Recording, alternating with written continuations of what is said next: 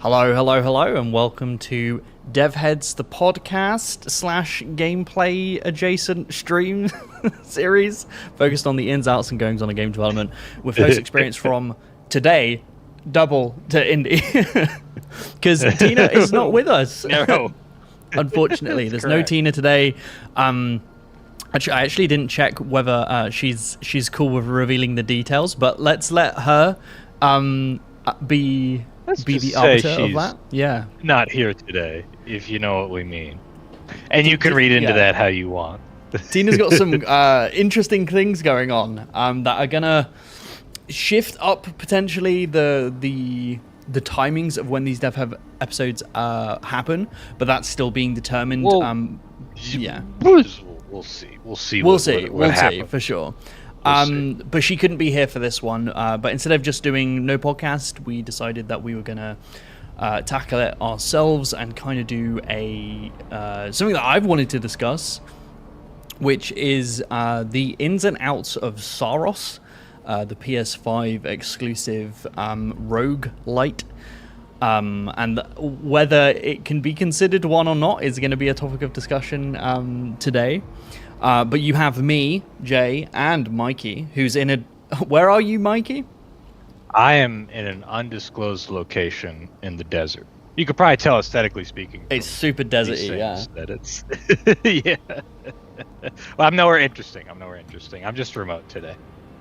Beautiful. So yeah, we're still gonna be like talking all game dev, all ins and outs, all design, but you're also gonna get a little bit of gameplay from my perspective as well. So if you guys have any questions or you want to spark up some discussions about some stuff that's happening, or you have questions about what is happening, just drop us a line. It's good to see you all in chat. Hello, guys. But yeah, Mikey, this is Saros. You see this moving. Look at me running around. I do. And rest assured, everybody, I am quite in tune. I got the chat on my phone here. I'm not checked out. As it might seem. I hate that when I see people on video calls. They do this. They go... And you can just tell they're fucking... And somebody goes, Mikey, are you listening? And you go, huh? Oh, yeah, Saros, bro. Super cool. Absolutely, 100%. Yeah, why don't we punt that to next quarter? And then more phoning. Yes, so, here I am. We're present. I've actually been playing a lot of roguelites lately. Okay. This is especially interesting to me. I'm deliberately coming in fresh. Jay and I discussed it. But I mean, the first thing you got to come out at is you got to love that Returnal harsh lighting that I feel like I see. It's pretty stark. Let's see if we can move to some. And why do you look like a fantasy take on a Roman legionnaire? Yeah, with like the hands coming off. Okay, so this isn't the default outfit. I believe there's one that I can change to over here. Why don't we give like a little bit of a synopsis while you do that? Like what? Let me change back to the OG. Okay. So. This is the OG outfit. So Saros is a game from the Returnal developers. They've been cooking on this game for quite some time. It's still in the Returnal vein, so a third-person action shooter that's bullet hell adjacent, roguelite adjacent, kind of very similar to Returnal. If you've seen Returnal, you've basically seen this. It's just got different aesthetics, different setting. This is way more sun-based. The sun is a bastard in this game, and it's our job to unbastard the sun. Okay, well, let's get into it. Do we want to kick off a new game, or do we want to discuss any points to watch for? So within this, there are ways for us to, upgrade ourselves, which I will talk about once we've done a run, because I've got thoughts on that. But there's different worlds. Looks prolific. I've played 5 hours of this game, and I'm towards the end of it, I believe. But if we just go into like the beginning area, I think we'll get a good example of what the game is in its most basic forms. But before we jump into that, we have a few donations. One from Hex. Thank you so much, Hex, with the £5 and says nothing. Thank you so much, bud.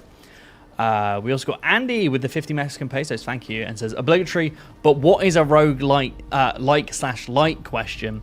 Well, that's a good question. What's the definition between those two? I might be able to field this one, and I'm open to being corrected, but there was a game called Rogue that came out. I think it was ASCII graphics, late 80s, probably, maybe even earlier.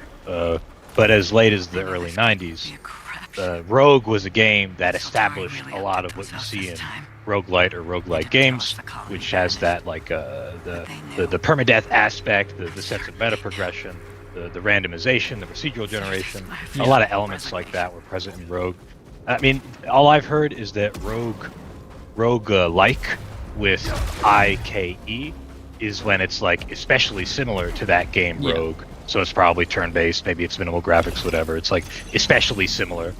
Versus Roguelite, L-I-T-E, T like tango, E like elephant. That's what most of the games that we play are, which is more like Rogue inspired. People use it pretty interchangeably. I mean, at this point, it's I think it's kind of semantic. I habitually say Roguelite just in case people care. Because most games we talk about, if you go by those definitions, are more roguelite, and this would be a roguelite. I don't think it matters. The key distinguishing factor is the perma progression between runs is usually the distinguishing factor between the two that people really get hung up on about. So that is what we're playing here. This is a roguelite, and it might be. We'll see as we play, but there are specific aspects of the rogue genre through its procedural generation of its maps and its abilities and upgrades that are randomly served to the player to give unique experiences each time. That this game doesn't really focus on those things as much.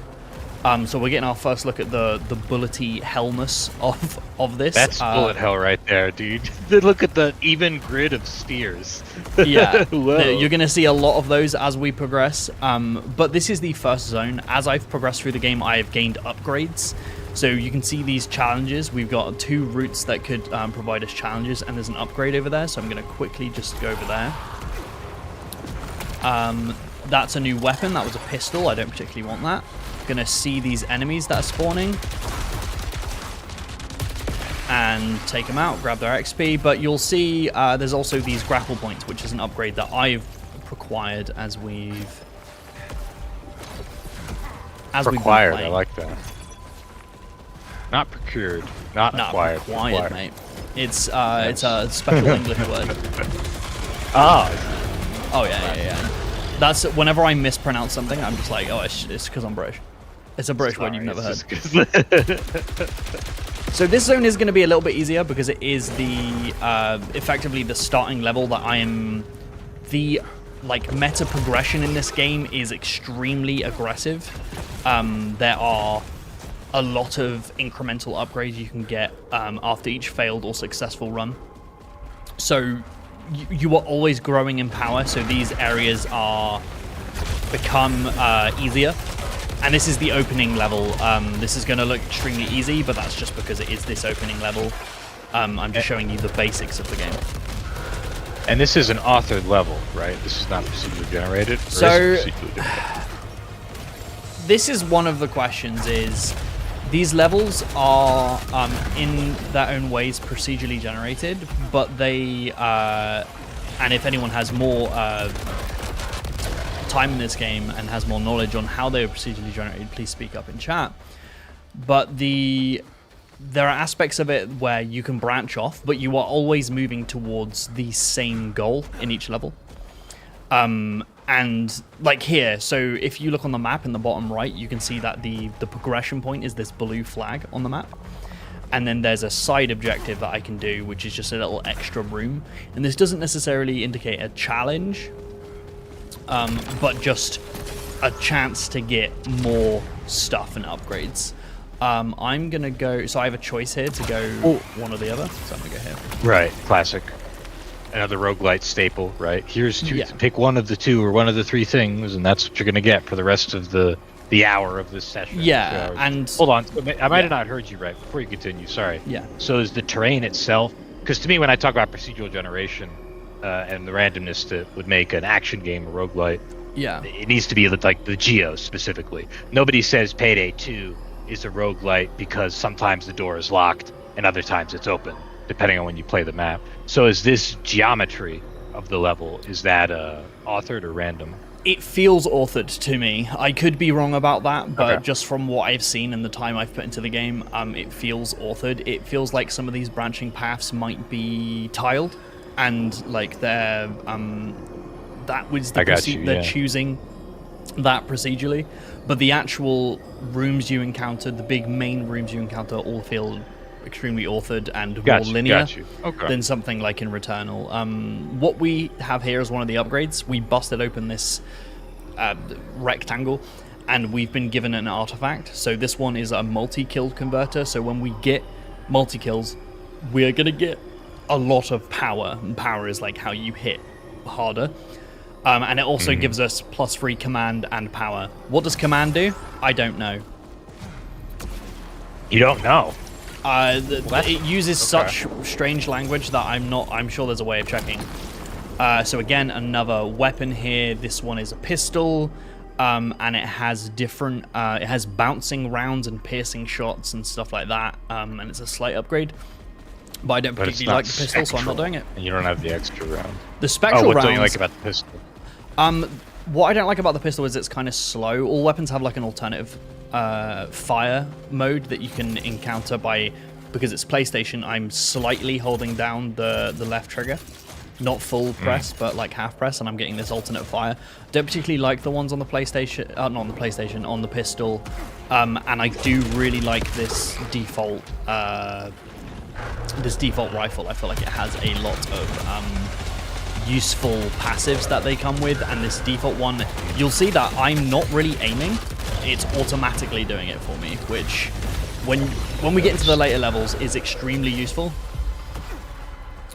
So we're going to go into this little side room, skapow, and you'll see some of the enemies have like these red shields that I have to go and punch. They cannot be damaged with bullets until they've been punched. So we just got a key, so what we'll do is we'll use one of these keys that we've just got on this, which will give us a more powerful like ultimate ability. So we've taken, well, I say ultimate, it uses power that you gain through killing things. So we're going to move through, we're going to make some progress through this level so we can move on to some of the later ones. So I'm going to speed these things up a little bit. Okay. Some comments here in the chat that I'll read. Hotman43 says, traditional rogue-like, Tome or TOME, DCSS, and Doom RL. I've played Doom RL, I think. Wait, is Doom RL the cell phone one? I don't think I've even heard of that, so I wouldn't be able to comment. Doom RL. Hold on. Let me make sure. I mean, I played... Oh, it's called Doom, the Roguelite. Oh, okay. It was a free game. Oh, I'm sorry. Okay. This is the game that turned into Jupiter Hell, I think. Feel free to correct me if I'm wrong. There was a person who was making a Doom roguelike game, and it was turn-based, top-down, I think. And they said, no, you can't do that because of, infringement. And I think they switched it to Jupiter Hell. Feel free to correct me if I'm wrong. But yeah, I would say... Jackson, or Doom. whoever's left to find this. Well, no, I think they call it Jupiter Hell now. But yeah, so I see I could see that being more traditional because of how it's turn-based and structured otherwise. Okay, my man confirms it became Jupiter Hell. Now, roguelike, that's less traditional. Slay the Spire, Spelunky, Binding of Isaac. Okay, because I might call those roguelites ITE. Interesting. And then, well, okay, so I guess this is a spectrum, right? So then the point is 100%. Made here, the actual roguelite would be Hades, Returnal, Rogue Legacy. Yeah. I feel like at the point that you become an action game, like a real-time game, non-turn-based, and you have rogue elements, you're probably a roguelite. So yeah, this would certainly be one. Yeah, just meta progression is the big one for me. Like, Slay the Spire, you gain additional access to cards and characters and abilities and stuff like that. You get more powerful as you play to a specific ceiling, so then it is a roguelite. Because Rogue does not have this is point of no return. Rogue does not have meta progression. It completely resets every time you play. Okay. So we're gonna make our way Look through out for here. those grids. You Whoa, can look at dash you through go. them, so we can move through these. One of the things that we'll get into later, once we get into like some of the actual current levels, is the difficulty level of this game.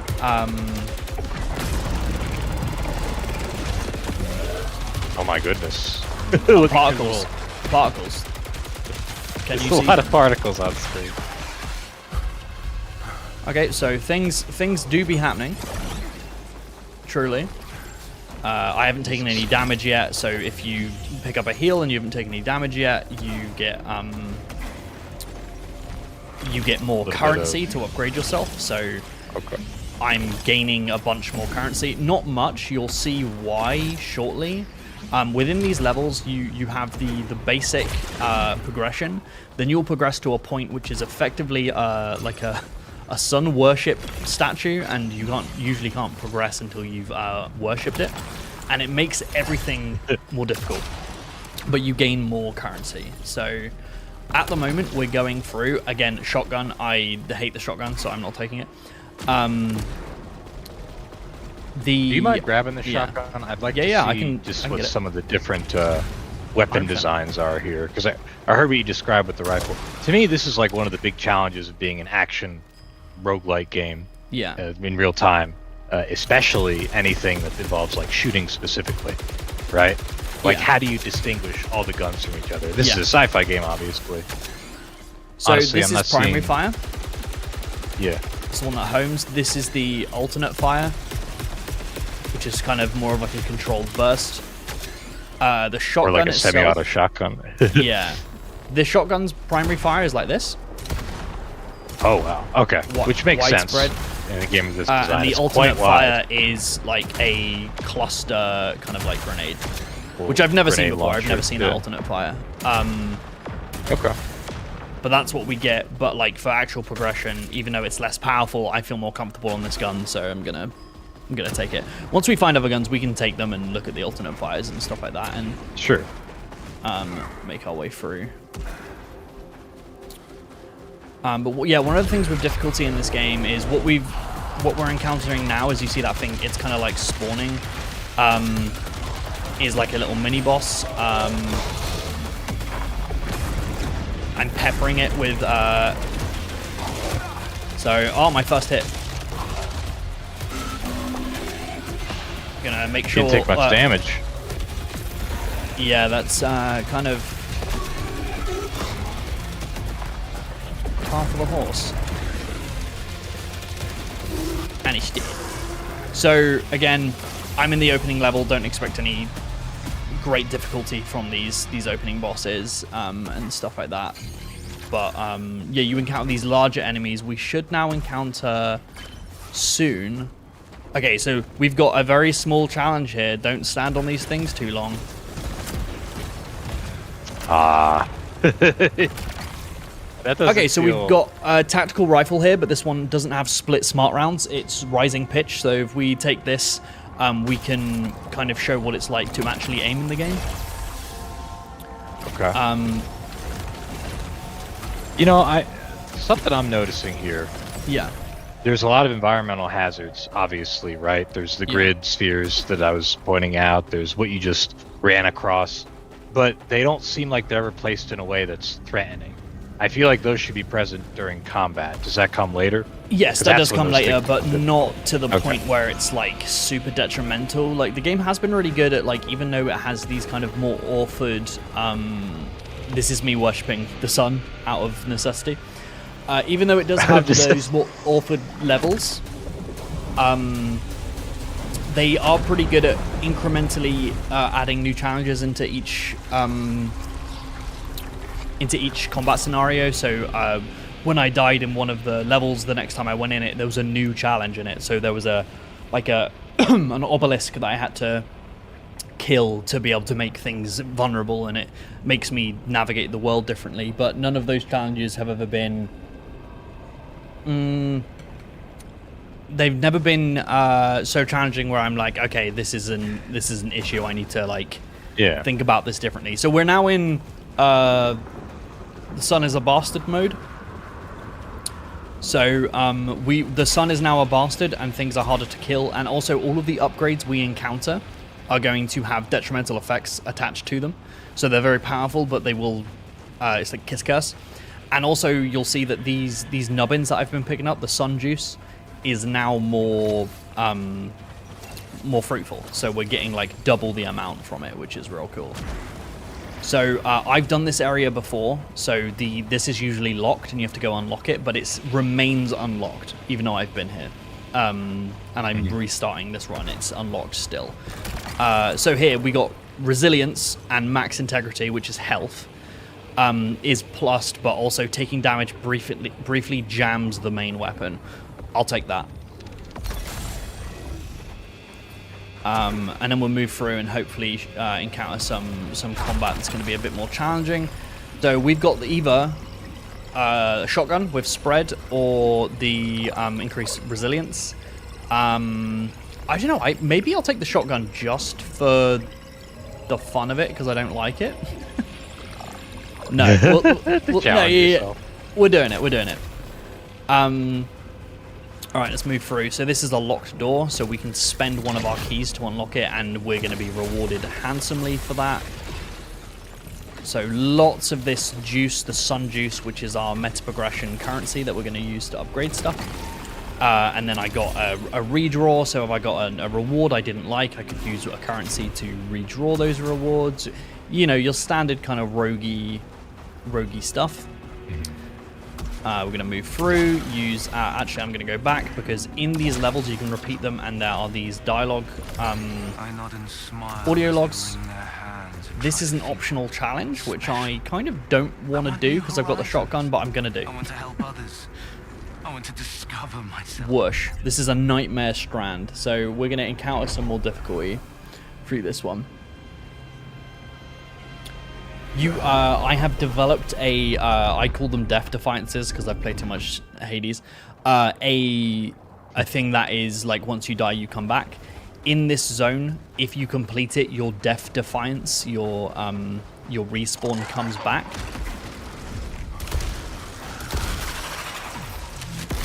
Oh my lord. I really don't like the shotgun for how close it requires you to get to specific enemies.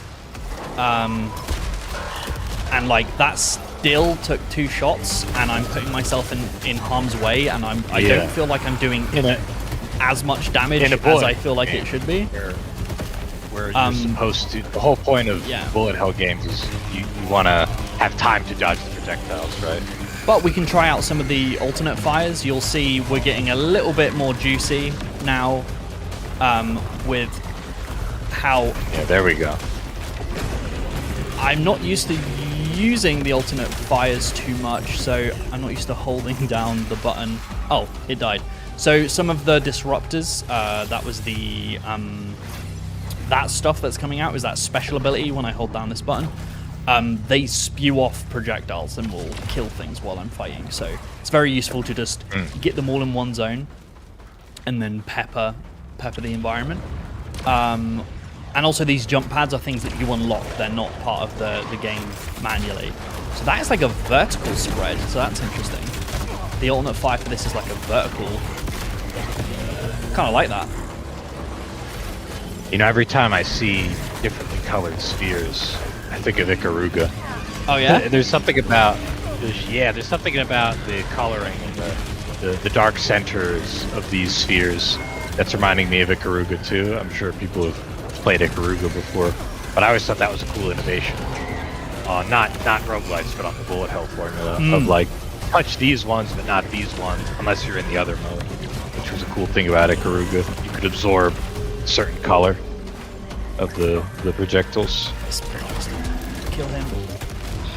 So I'm making sure that this currency that's on the ground, you'll see here, I'll let this go, they disappear if you don't grab them quick enough. And you can buy upgrades to make them stay longer.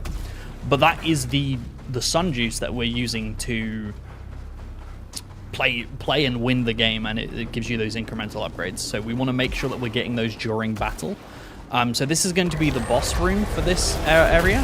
So what I'm going to do is, in this central area, is lay down a bunch of these those little mine bad boys. So there's the boss. So he's gonna do his jump bullshit. I really wish I didn't have the shotgun, man. I'm really upset that I took it. I feel bad for insisting you try new weapons. So I got the overdrive, so I'm going to focus on this one. So that was like a kind of Kratos mega charge. So I want to make sure that I get his juice. Get that man's juice. Get it out of him. Work it out. There's okay, so I want to kind of make a comment here about readability. I feel like I understand. I definitely understand the pressure of artistry, right, of aesthetics, where you want an interesting looking enemy with flowing, glowing locks or whatever, or an enemy with I don't know, little jets on it, like that one.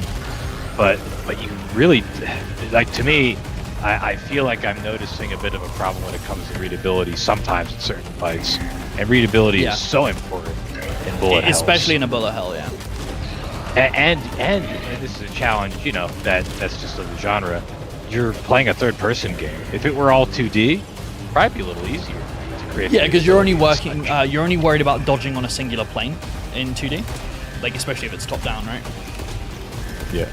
But not even just that, but also like in a 2D game, there's less flexibility, I guess, with making your enemy types to like not have flashy elements that look confusing. And if not less flexibility, there's more pressure, like it's more obvious when there's a problem with readability. But here I feel like I'm seeing a bit of a problem where I can't tell if something is a part of the enemy or another attack. Yeah, for sure. And like one of the things that I've discovered through playing this game, and I think correct me if I'm wrong, guys, but you saw my map at the beginning. I feel like I'm towards the end of the game.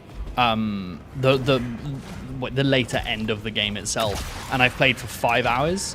One of the things I've discovered is that even if things are getting absolutely crazy, if you kind of maintain distance from enemies, you can... Let me get into an open space to show you. We'll switch to the pistol and we'll see what this looks like. So our primary fire is like this. Pistol. I don't know what the alternate fire is doing there, but it's doing something. These are such loose concepts of guns in these kinds of games. The pistol, quote unquote. What about this as a pistol? So this thing can't be damaged unless its shield's down, so...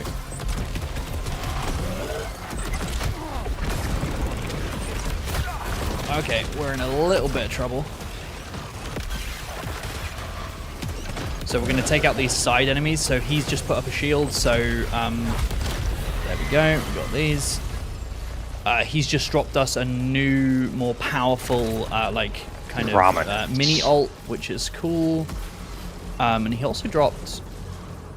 You lose currency when you're hit, but it gives you some power. I'm not sure I want that, because I want the currency to upgrade myself. Keep your money. Yeah, don't... if you get punched, you lose cash. I mean, no thanks. Yeah, one of the things you could do, it was a little bit less in that fight because the enemies themselves were making me position in a certain way, which I think I'd like it if the game did more of that.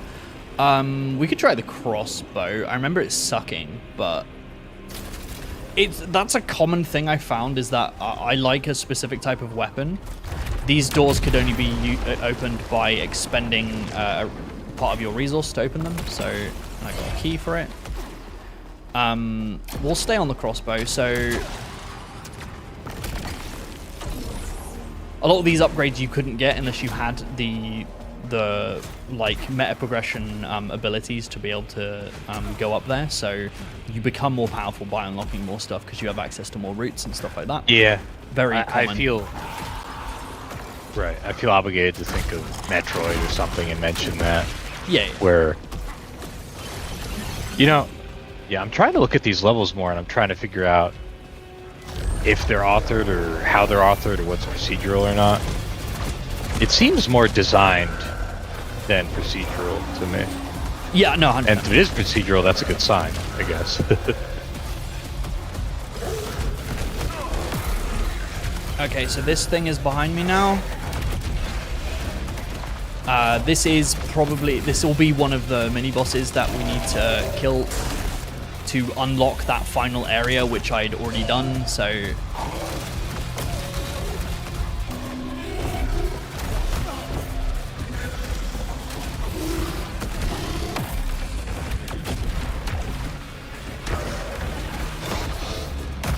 Ooh. But because I'm like I've upgraded my stuff so much, when you first did this, if this thing hit you 3 times, you'd be dead. But because I've upgraded it look so easy. Much, yeah, I've made it a lot easier by just playing the game. And this hasn't been me farming or increased weapon recoil. I don't think that's a problem.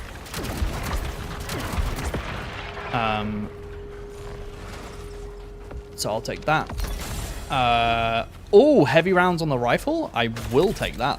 Onslaught rifle. Yeah, I have to aim on this one, but I genuinely think the auto-aim feature, so based on the map, I know there's an optional area over here, so I'm just going to quickly go over here. Weaker Aether, melee kills can stagger, meh. You're not doing melee much. Not really. I mean, like, you can kind of... The thing is, this game... It's kind of like, it's less of I'm going to target specific abilities and make a build, and more of just like, I'm going to take what the game gives me. Yep.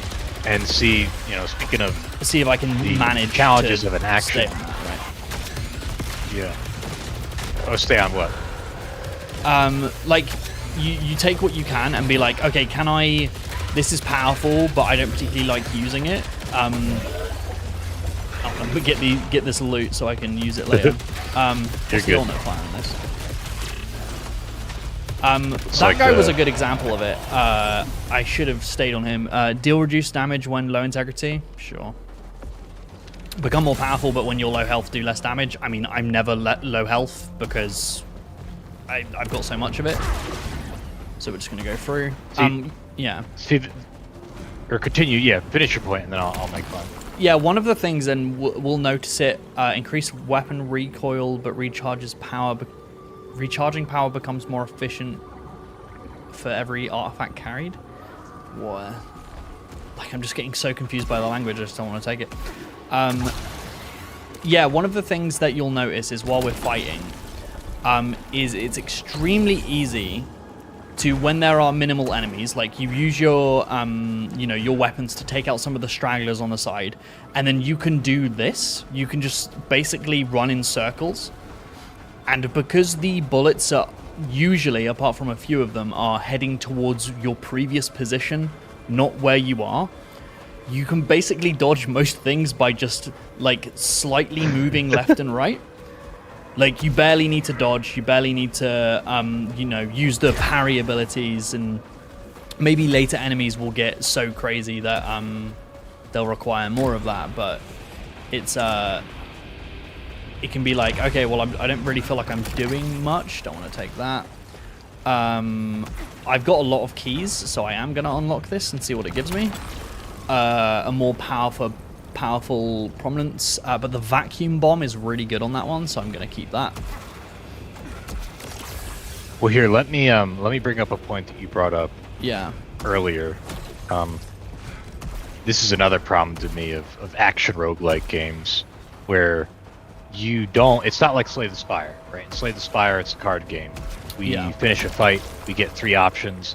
You can pick the wrong option. You can pick a card that's not useful or not synergistic, if that's a word, with the other cards in your deck, and you kind of screw yourself a little bit, or you just ignore the choices and you wait till you get the better thing, or you waited too long. Yeah, or you'll re-roll it or something. Yeah, that's what's great about, one of the great things about roguelites. In a game like this, I hear what you're saying. It's pretty much just, no, I'm not like building up a build.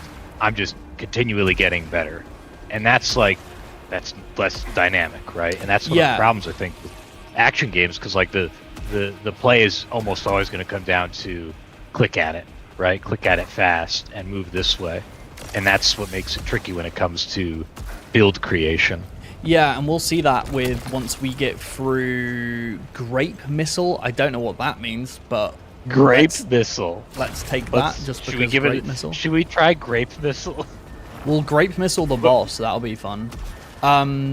that's going to be something we will see once we get out of this area and we kill this boss. Is the idea of the meta progression of this game is incredibly like incremental. Like you're upgrading, like you're just increasing an integer, like stat wise, and it's not the most deal reduced damage when at low integrity. Melee kills grant more power. I'll just take the extra command, thanks. Do I want to open this, or do I want to have homing cells? There's no grape missile, so we want to keep that. No. There's this thought I had. I was talking to KC from Second Wind about this, and the conversation was, when I encounter a roadblock, I'm not thinking less, how can I better tackle its myriad of abilities and be better at dodging? It's more, oh well, I'll buy a bunch more health when I leave, and then he won't be able to kill me. Because that's what the game's encouraging you to do through its upgrade system. So you're making the point that not only is there not much build creation, like I'm kind of, wow, great looking enemy, by the way. Oh no, yeah, the boss design's awesome in this game. Like many, excellent AAA games, we can pick apart the design and say like, not sure about this, not sure about that, but the art's always good. Oh yeah, it's no, always inspiring and gorgeous and scary and consistent. I mean, there's some parts that I guess we could criticize, but wow, what a great boss. So yeah, I feel like I forgot the point that we were saying. Could you repeat what you were saying? Yeah, like the incremental upgrades, like within like having too much light in your road. Yeah. I think essentially there's a problem with trying to just switch make it where it's not. Yeah, sorry. Basically, the progression field. No, it's okay. The progression feels kind of shallow, unfortunately, because of the nature of how action games are. Somebody in the chat described it as, I think Mikey's point is, it's harder to make a wrong choice. Yeah, Yes, pretty much. definitely. Like you're just always getting a little bit better.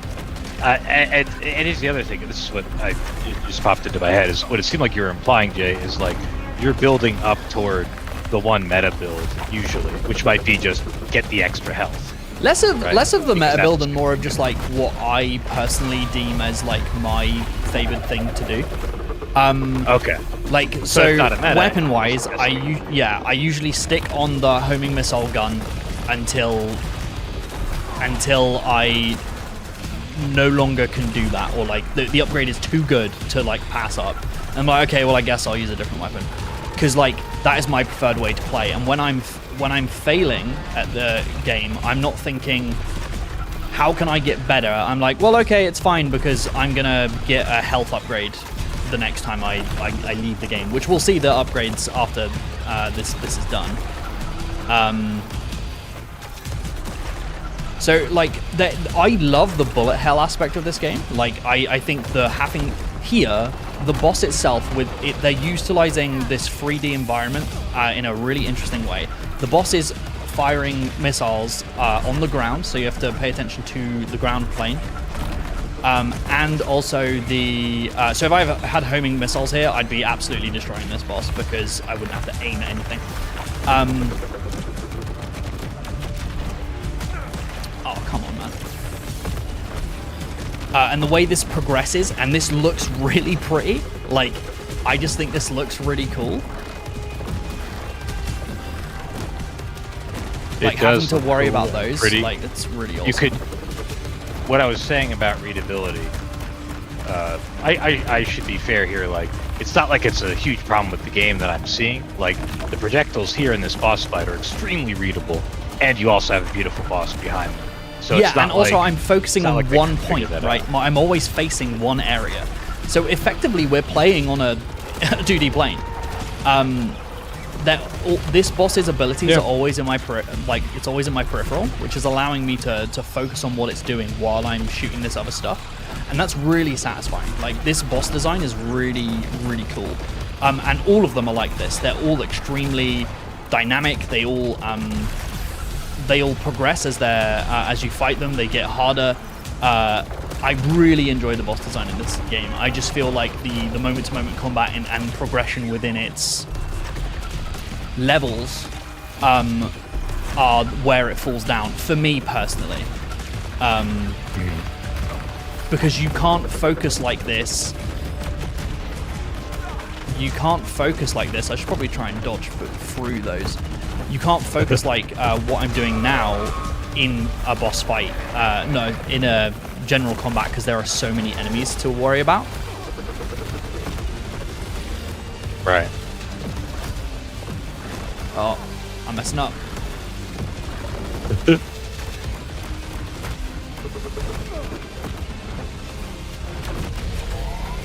To the point that we were. Oh, there's your overdrive. Nothing gets in my way. Oh.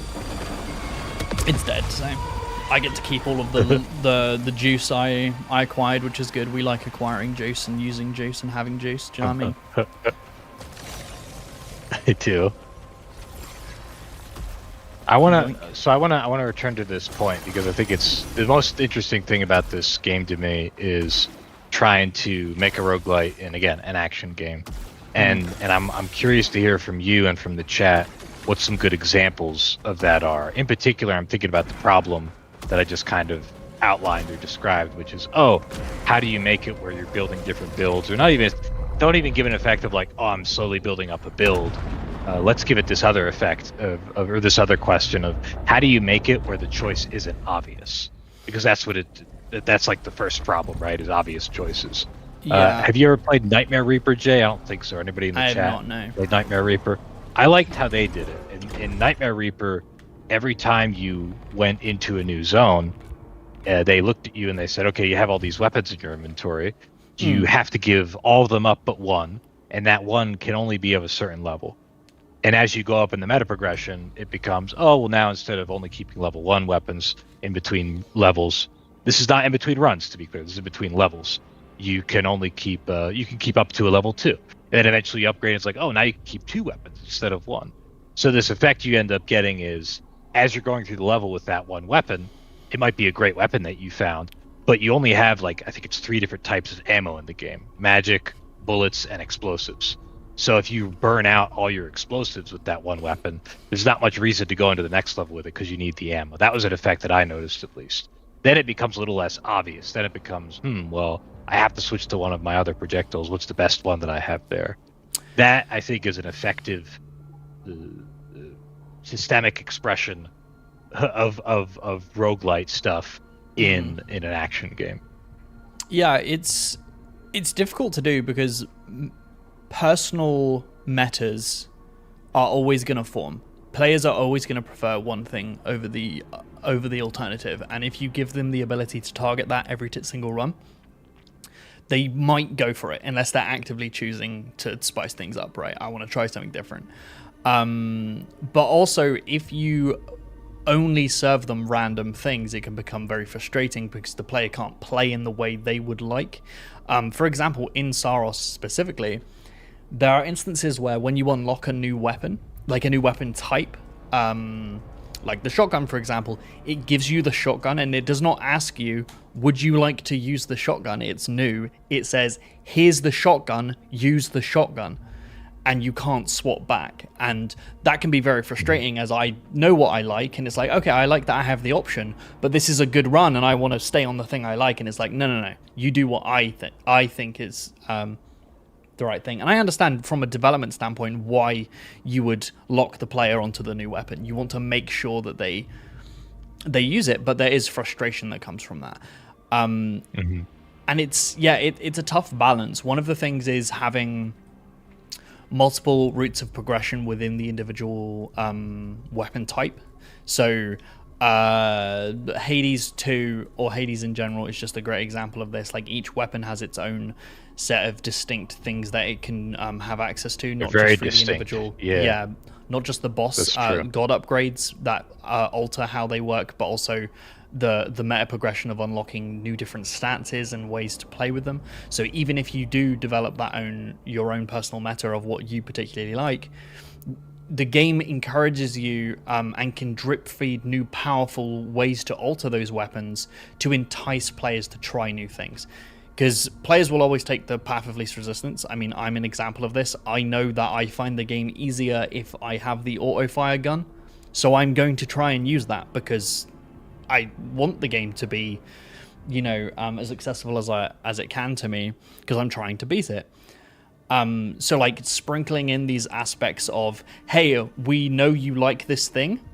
Here's a rare upgrade for it that works really well if you play like this. Boom. The player now has a new avenue to aim for and a new thing that they want to try and get, especially if there are ways to target those upgrades and those builds, right?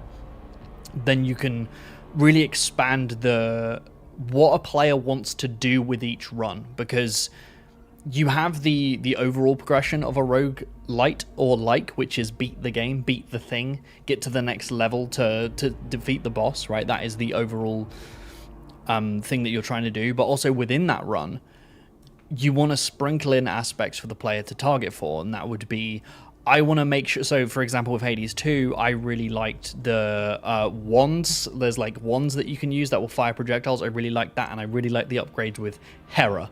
Hera's upgrades would make it really powerful, and I really liked how it played. So I'd always try and go for that. But sometimes the game would go, you can't go for that, but here's a really powerful Zeus upgrade that is going to change how the wands work. And I'd go, oh, I didn't realize that this was so powerful, this was so cool. I now have a new thing that I can target if the other thing doesn't work very well.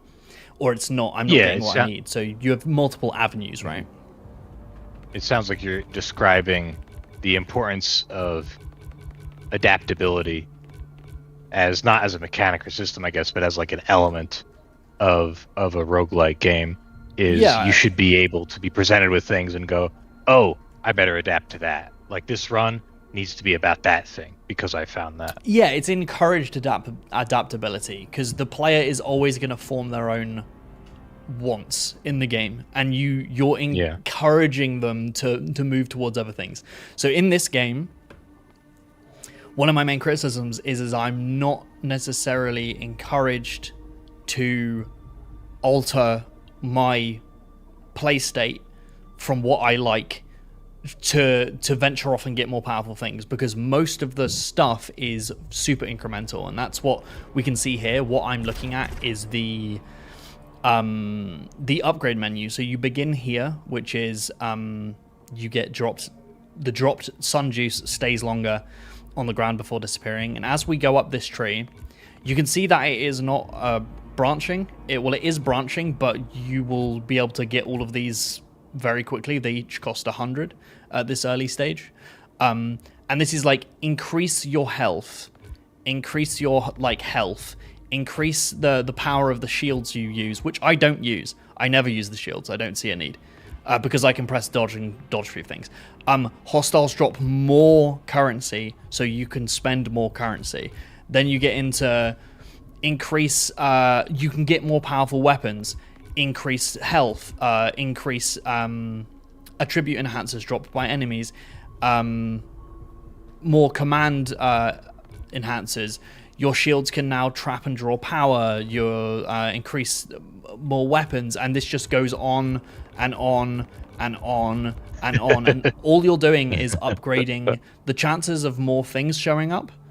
So making your chances of winning higher and higher and higher. You're increasing the chances of better weapons, better upgrades, better artifacts. You're increasing the your stats, so your resilience, your command, your drive.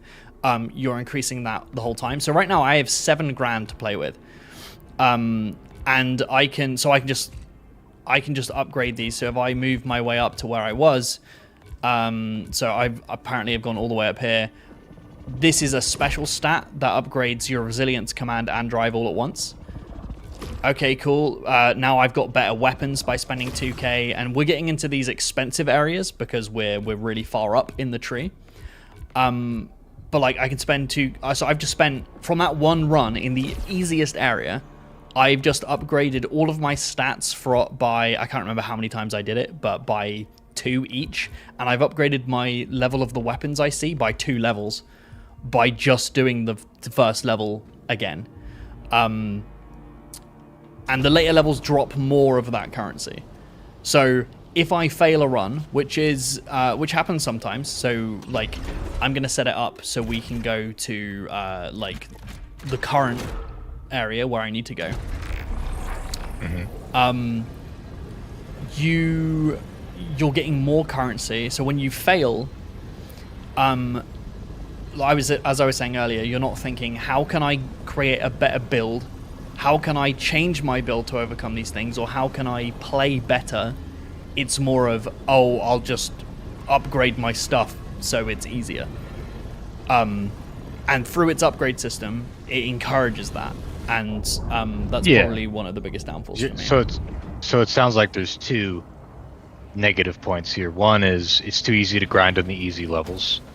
Yeah, I can see just that. Yeah. Get lots and lots of great upgrades. Could be one, I don't know, sub point of the point you're making. And two, you're not learning to master. There's not a lot of like that concept of player mastery, right? We're like, oh, I understand the game better now. It's just, well, I've been playing long enough where I have more health. Well, right? there is that skill. Like yeah, carry on. Yeah, I was just gonna say it feels a lot like the effect that you experience playing an MMO. You know, why is like the level 40 player gonna wipe the floor with the level 15 player in PvP? Because they've been playing longer and they leveled themselves up and they have the most health, etc., etc. And there That's is, kind of an there's, example, but statistically it yeah, expresses it's the same thing, same for sure. issue, right? Their numbers are just like higher. there is 100% there is skill in this game. Like we'll see here. You were seeing how hard the enemies were hitting me in that previous level. It was very pathetic. I will get free shot in this level. I cannot make mistakes, and this game does have a lot of skill elements, but it uses its incremental upgrades to slowly chip away at the skill requirement in favor of making it easier for a general audience, which I don't necessarily think is like a bad thing, right? Well, forget the or go ahead, sorry. Yeah, no, I'm good. Forget the problem of roguelites or bullet hells or anything. Maybe that's even a point that we could stretch to all kinds of games with any sort of what we've come to call RPG elements that have nothing to do with role-playing, which is the incremental upgrades system of any kind of progression, where I'm just getting a little better every time because I've been putting in the time. And yeah, you might be learning and developing some mastery at the same time, but it doesn't always I mean, it's that element can be pretty minimal as long as the design is leaning on these incremental upgrades and having played for long enough, and that can feel shallow for sure in any genre of game outside of roguelites or action games. Yeah, 100%. And again, it just I think I just saw Mirith saying the things that I don't particularly like about this game, you prefer it over Returnal because of those things, and that's completely valid, right? Like, I feel like the developers were listening to their audience from Returnal, which is positive, and have made the game easier for a lot of different types of players, and some players don't like that and some players do, because Returnal had a lot of criticisms for like how difficult it was to actually progress towards the later half of its game, and how it kind of became about repeating the same levels over and over until you got lucky, or like, you know, not just within the builds but also the stats and the skill. Like, are you good enough to get through this, and do you have to replay the level to if you fail? And this game's less about that, and it's different strokes for different folks. I prefer the Returnal way, but that's just me. Let's everybody in the chat, and Jay and Mike, I think I said this before, but we moved on to a different point. Oh yeah, sorry. I want to hear everybody's favorite real-time roguelites, real-time like action roguelite style games, like Returnal, like Nightmare, these kinds of games. Because I find that because I'm, you know, my whole career has been about like FPS and real-time games. That's what's the most interesting to me about these maybe past 10 years, maybe even just past 5 to 6 years of the Rogue explosion. Obviously, Rogue has existed for years and years before that, but I feel like it's being introduced in more interesting ways in more games. And it's something that I even tried to design into the games that I worked on. Did I ever tell you that when I worked on Onward, I made a roguelite inspired mode? No. Maybe I didn't. It was called Mercenary Mode. It got released after I got laid off. Oh, After most really? of the team got laid off. But the people who remained played it, and it was very challenging, dude, to do because it was also a tactical shooter. Yeah. So imagine all Like, this how do shit you that do I'm that? saying Yeah. about weapons and like trying to make them different. The way I approached, and this was like, it changed. You know, after I left, there were things that the team did to it that were not like fully to my vision. For better, by the way, in some cases, and for others, like I don't know, maybe more neutral. But the way that I wanted to start things was, you start out and you just got a shitty old handgun, and every time you start, and instead of it being reward based pick 3, I wanted to do like a mission based pick 3. So the game starts, it's you and 3 others, it's co-op, and there's 3 mission choices, and each one is a different map and a different objective, and each one of them has a set of rewards, right?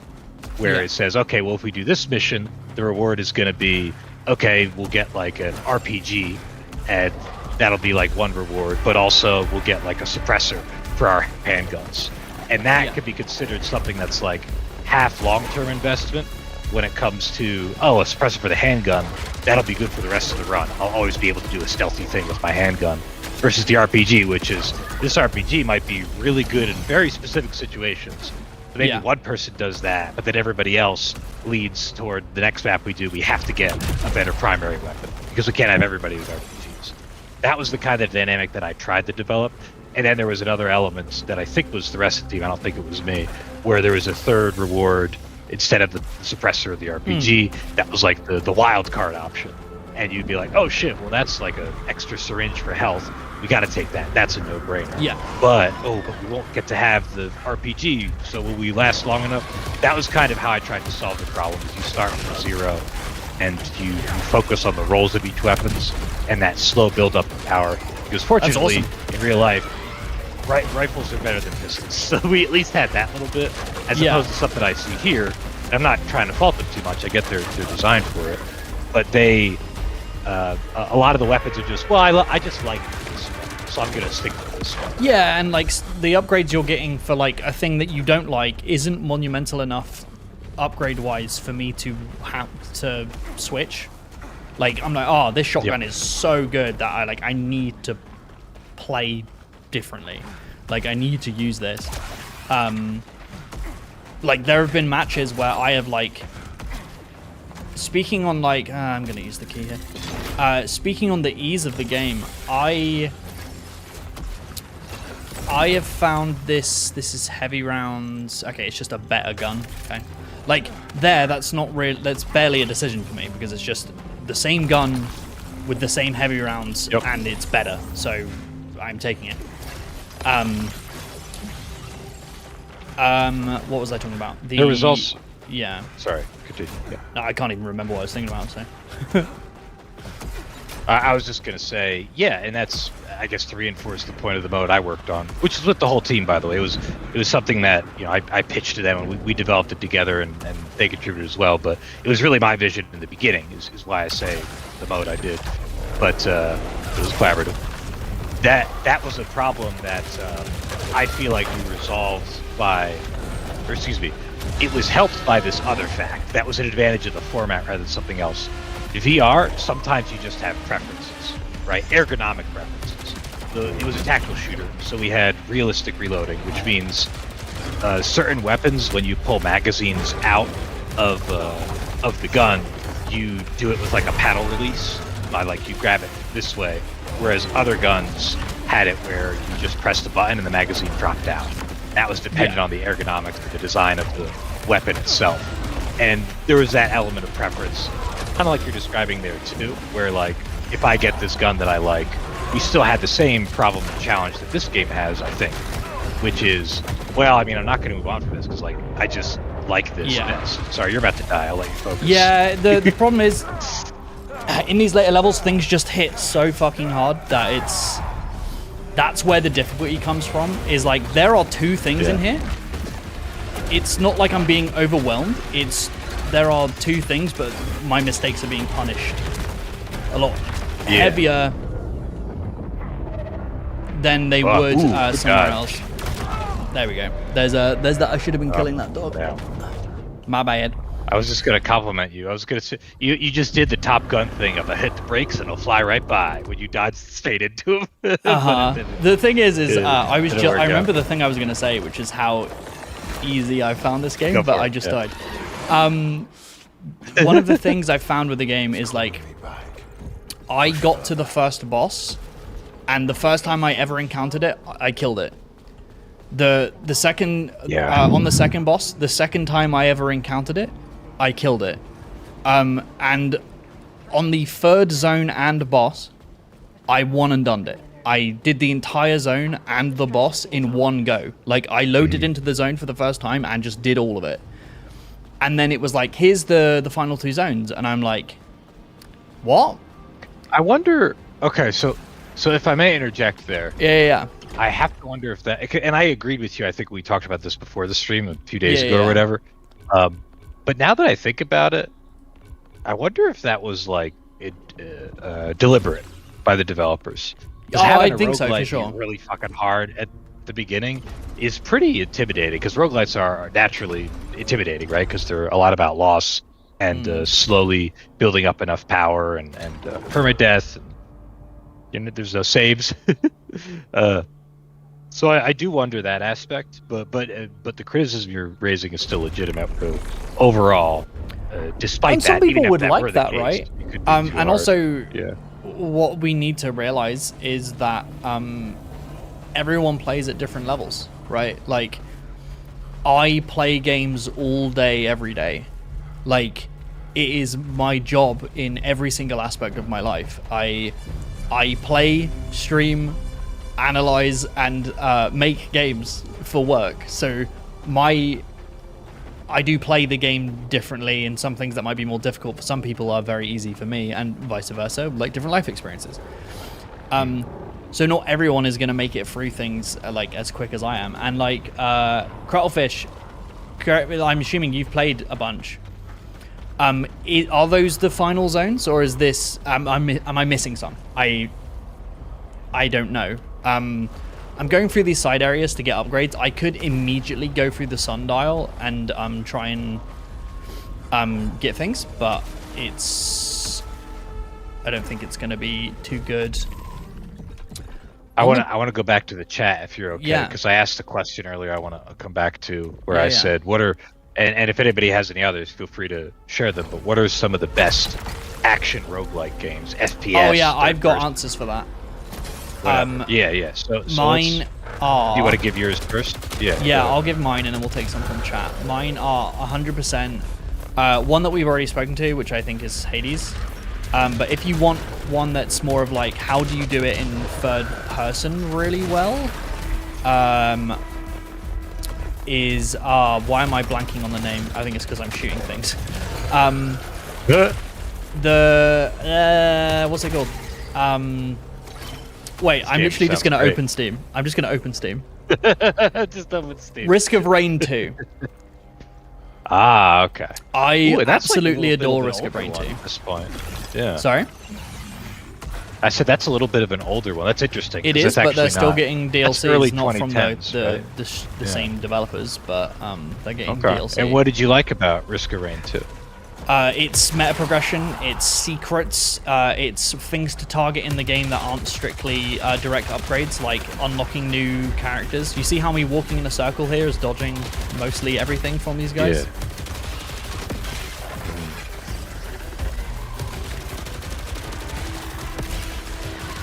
So that's Man, I wish- good. Okay, yeah.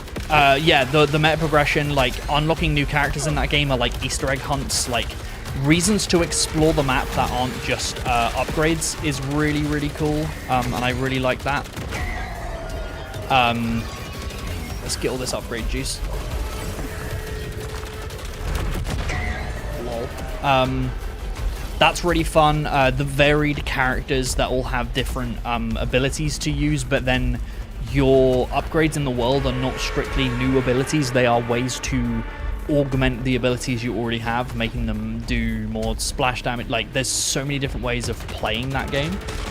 And the way that when you upgrade and you explore enough, you unlock modes and things where they're just like, okay, now instead of random, every time you get an item in the open world, you can choose what the upgrade is. So you become up extremely overpowered, and there's a lot of satisfaction in that because you've already gone through the grunt work of playing the game.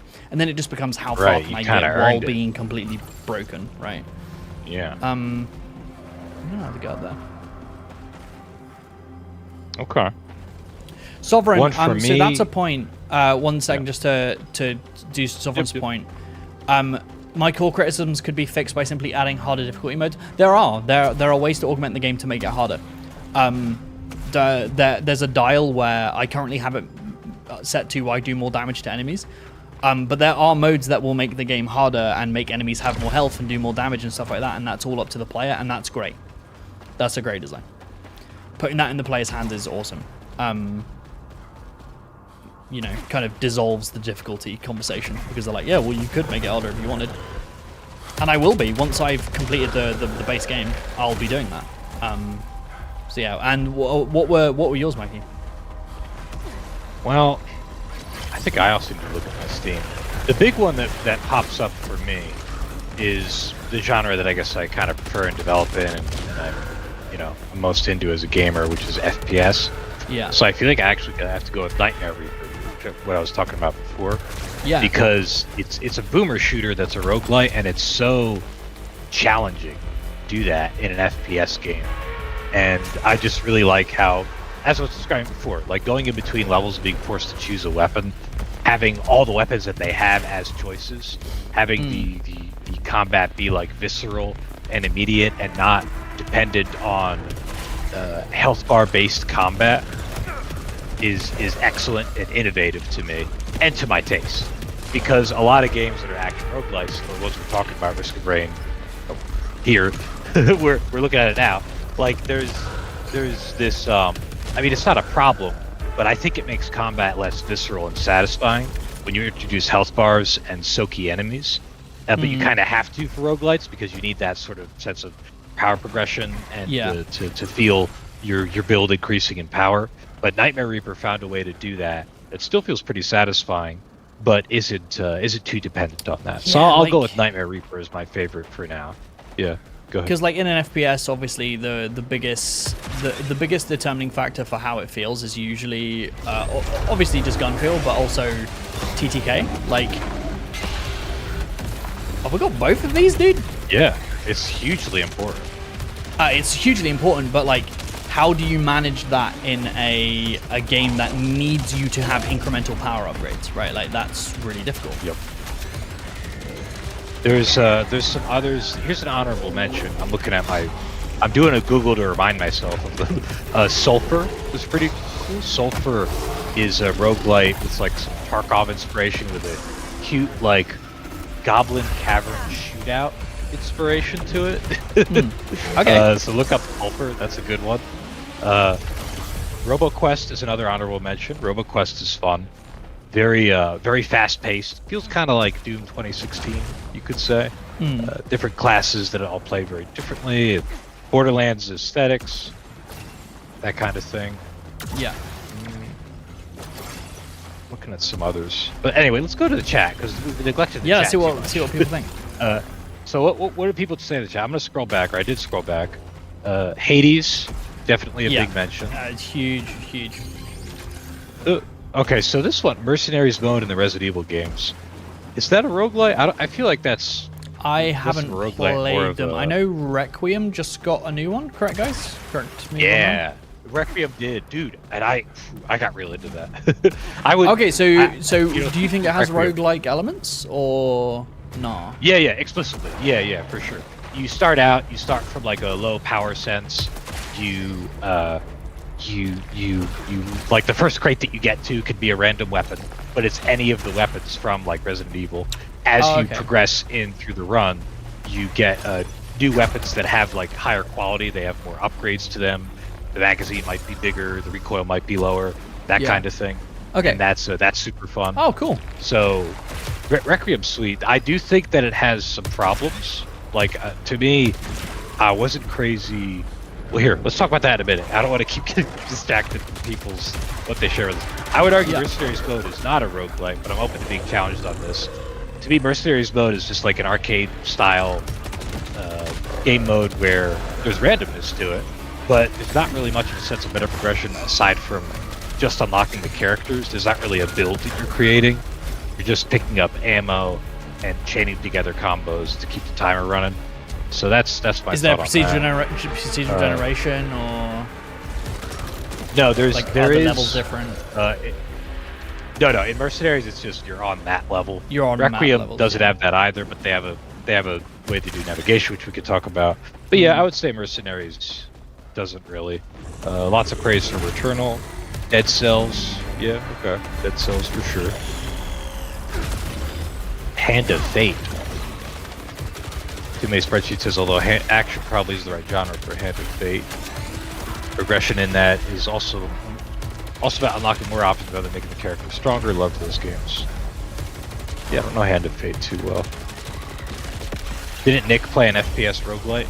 Asks Mirith J for one of the next fests. You'd have to ask him. Void Break. Oh, I need to play Void Break. Yeah, that's on my list actually.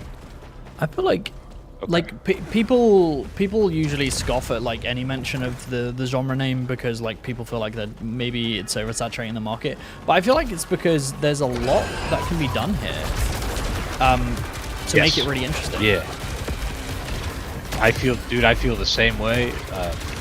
Games, one of the big challenges of action games is repetitiveness, right? Same levels, same weapons, whatever. Roguelite designs make us go, oh, but like, what if every time felt a little different?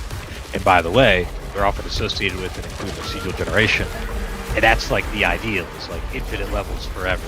Right? Yeah, I'm on one. So health. there's a lot of cool. You are on one health. I'm good. There's a lot of cool innovation to happen there. I feel the same way about the saturation of roguelites as I do survival crafting games. Okay. I'll take it because I just like all those games. And they're take good it. enough at distinguishing themselves. Yeah, it's for me. It's just as a consumer being a little bit more savvy and being like, okay, well, I know I like this genre. Through their marketing or some videos I've seen, are they doing something that is going to put not a wholly unique spin on the genre, but like doing something that's going to entice me into it? Be that with its unique setting or a different kind of mechanic and stuff like that. Because like when you look at Dune Awakening, a game that I really enjoyed, I don't think it's necessarily doing anything crazy new in the survival space, but I really like the setting and how that, augments how I view those mechanics. But sometimes you just might, maybe the setting's a bit generic, but they're doing something kind of new with it mechanically. It's up to you to decide whether that's enough that you want to get it, right?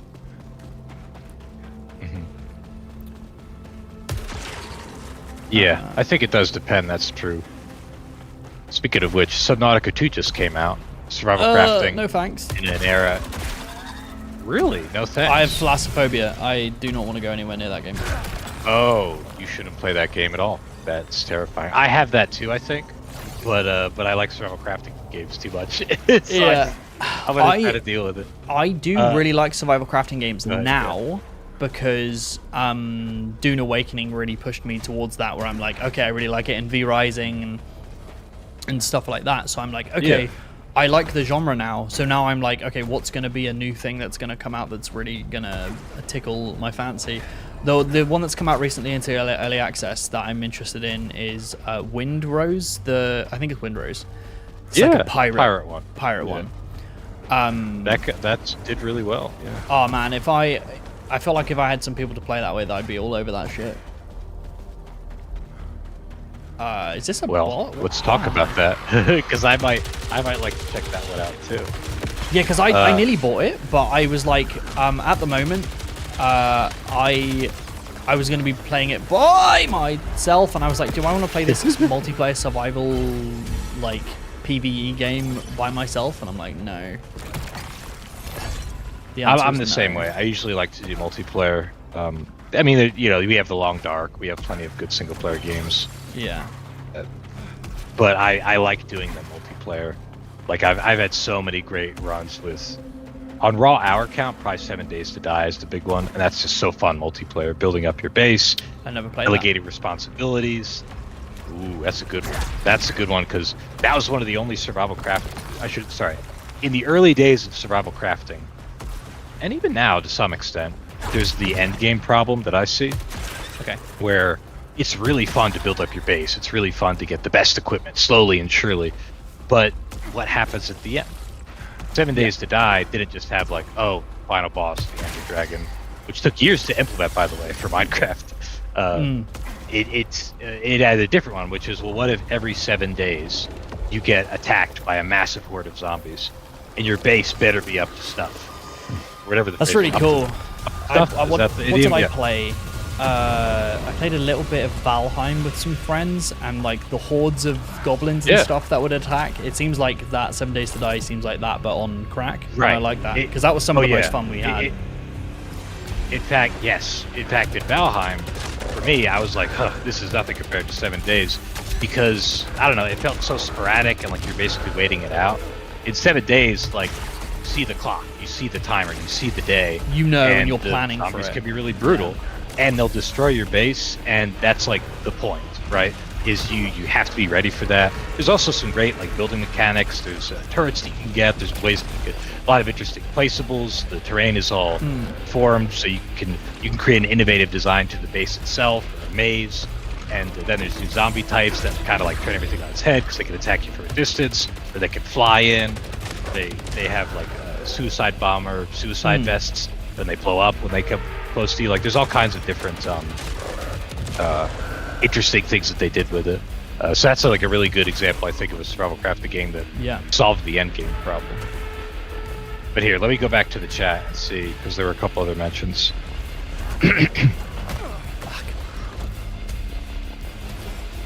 Remnant and Remnant 2. Okay. Yeah, those are two good roguelite examples. Hey, I haven't played those. I wasn't crazy about. I played Remnant 2 a little bit. I wasn't crazy about it because I think third-person combat. It has to be pretty like special to get me into it, to get me feeling like it's satisfying. Even Helldivers 2, I sometimes had issue with, even though that combat was like pretty good. There was a lot going for it with the way they did call-ins and stuff. But Remnant 2 almost kind of lost me a bit. Maybe it was a little too health bar based, but it wasn't that spongy. The enemies, I don't know. That was just for my taste, really. Void Bastards. Wow, I remember Void Bastards. Yeah. That had a great art style, and I forget what studio did that. That wasn't from the people. Okay, let me look that up real quick. Long time Second Windows. Was that the one that was on Firelink or something, and I was on for it, but then the microphone broke. I was here at Jess's. That was great. I remember that.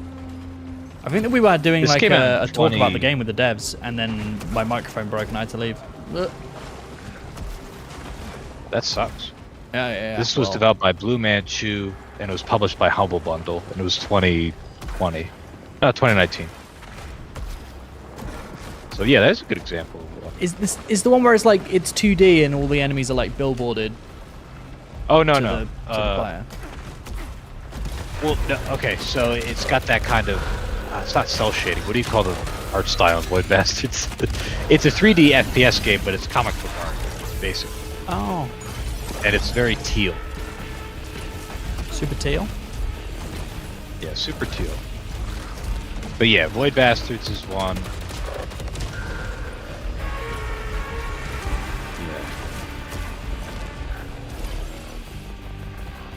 Okay. Right here and then... Yeah, so those are some good suggestions. Yeah, there's definitely been a lot of really good attempts, and like also just straight up good fun games when it comes to action roguelites. Way more. You're making me realize now talking about this. Way more of that in the 2D side-scrolling space than other Yes. Dead Cells, Rogue Legacy, Shovel Knight. I think Shovel Knight's a roguelite, right? No. I remember. No? Okay, never mind. But in first person and third person, those to me are like the big challenges and the most interesting space to watch, I think. But I don't think the third person and first person spaces are the ones where it's the difficulty is how do you do incremental upgrades? I think the difficulty lies in how do you make playing in that space diverse enough so that is interesting, right? To get those things, and I guess in a way that does mean the incremental upgrades, but like this game's done a great job, because like even though I have my criticisms about its difficulty and its meta progression, as I was saying with that boss fight we saw, I do think that's a really awesome boss fight, and they're all like that, and I'm hoping I can get to that in this playthrough. I can get to the next one. Weaker Aether, I'll take that. Max Integrity, I kind of need. I hope I can get to the boss in this one before we have to end. Okay. Because they're all really cool, and they all use the play space and the third person camera in a super unique way. That I wish it had more of that. Hello, enemy. Is there another one of you? Yes. So there are two directions to go in an elevator that we need to get up to the boss, but we need to do 2 challenges to be able to get up there. And the problem is I've got about 1 or 2 hits before I die. I'll respawn, but I don't want to use that. I want to save that for the boss, so I'm trying to play very cautiously. Sure.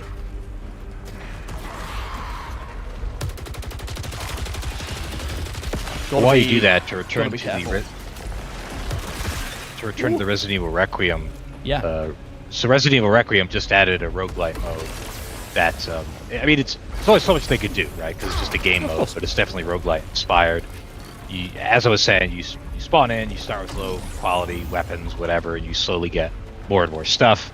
The quality of the weapons increases, and you get like a wider set of weapons: 1 rifle, 1 pistol, 1 shotgun, 1 machine gun, whatever.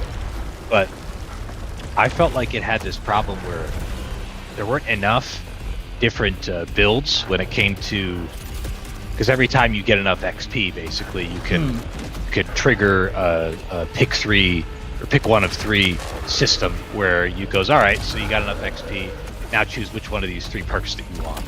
Yeah. You could only have, I think it's like 8 perks, and you could swap them out. There weren't enough interesting builds. I found the best way to win was just to spam and go for like maximize headshot weak point stuff with rifles, which deal a lot of damage. That was the only way I really had any full success with the system. But you could tell they were trying to, and I'm open to people telling me they did otherwise. If anybody played the Requiem, Leon Kennedy Must Die Forever, or Leon Must Die Forever mode, whatever it's called, feel free to tell me so. But I couldn't find that many interesting, or viable, I should say, builds other than that one. And there weren't that many perks to begin with. But you could tell they were trying, because there were perks that were like, oh, your axe is really good. Oh, you know, the less inventory space you have, the more damage you'll do. So just keep a minimal inventory, and that's your build. Look, you found the good one. Now do that build. But I just came back to the weak point stuff wherever available. As far as the level stuff goes, you would go and do a level, and there'd be teleporters within each level that would take you to other levels throughout the campaign. But there were only certain pathways you could take, and they all led to the final boss. Yeah. Like, that just feels like they're using the roguelite elements or like elements to add a little spice to the moment-to-moment gameplay, rather than it being the core focus of the meta progression of the game itself. And that's fine. But sometimes in like those cases, I'd rather be like, oh, I wish these games went in a slightly different direction so they could fully focus on that. Which is why Elden Ring Night Rain is so great, right? Because they were like, fuck it, let's just go for it. Oh man, let's just make a different game. And let's just get weird with it. But but let's just get weird, let's commit. And yeah, to be fair, this is just a game mode for Requiem, right? And I encountered the exact same problem when making the mercenary mode for Onward. Is you just got to work with the clay you have. We did the same shit with the maps. Which you voted for them. I didn't mention that before, but you had to vote and say like, oh, let's do this map. So the idea is you discuss like, who wants the rocket launcher, right? Or should we go for the new machine gun, or just get better optics for our rifles? Like that was that kind of choice making made it more interesting and made it feel more like a choice because you had to make it with others. Yeah. But when you're working with the content you already have, it can be really rough. Bloody juice, man. Bloody green juice. Bloody juice, man. I've got a Mirith D, member for 9 months, the Green Gang. Any thoughts on the upcoming FF14 roguelike mode? I didn't realize it had one, so interesting to know. That's interesting. I'm all for this trend, man. Good for him. Mirith, tell us a little bit about the mode. What's it like? Yeah. There's also another donation that I think I'm scoring back up. Right, because we did Andy's obligatory, but what is roguelike versus light? But Mopman donated $4.99. How do you define roguelike versus roguelite? I've always preferred roguelikes for no permanent progression, roguelites for permanent progression. So to me, and I guess we kind of touched on it, but we didn't talk about it this specifically as far as the definition goes. For me, I kind of took it as being too subjective when it came to what's a roguelite versus a roguelike. Because to me, a roguelike is just similar to Rogue mechanically, right? But I guess this is a good avenue to do it, and that might work better. Which is the progression permanent or not? That's a lot more firm and objective, isn't it? Is there progression between runs? Is the I always think the defining factor for a light is that there is permanent incremental upgrades between runs to give the player an easier time of overcoming the odds, not just through skill, but through those permanent upgrades. That's what you see in Hades, you see in Neon Abyss, I believe. You see in Slay the Spire, there's like not Slay the Spire. Slay the Spire. I went to say oh no, I forgot again.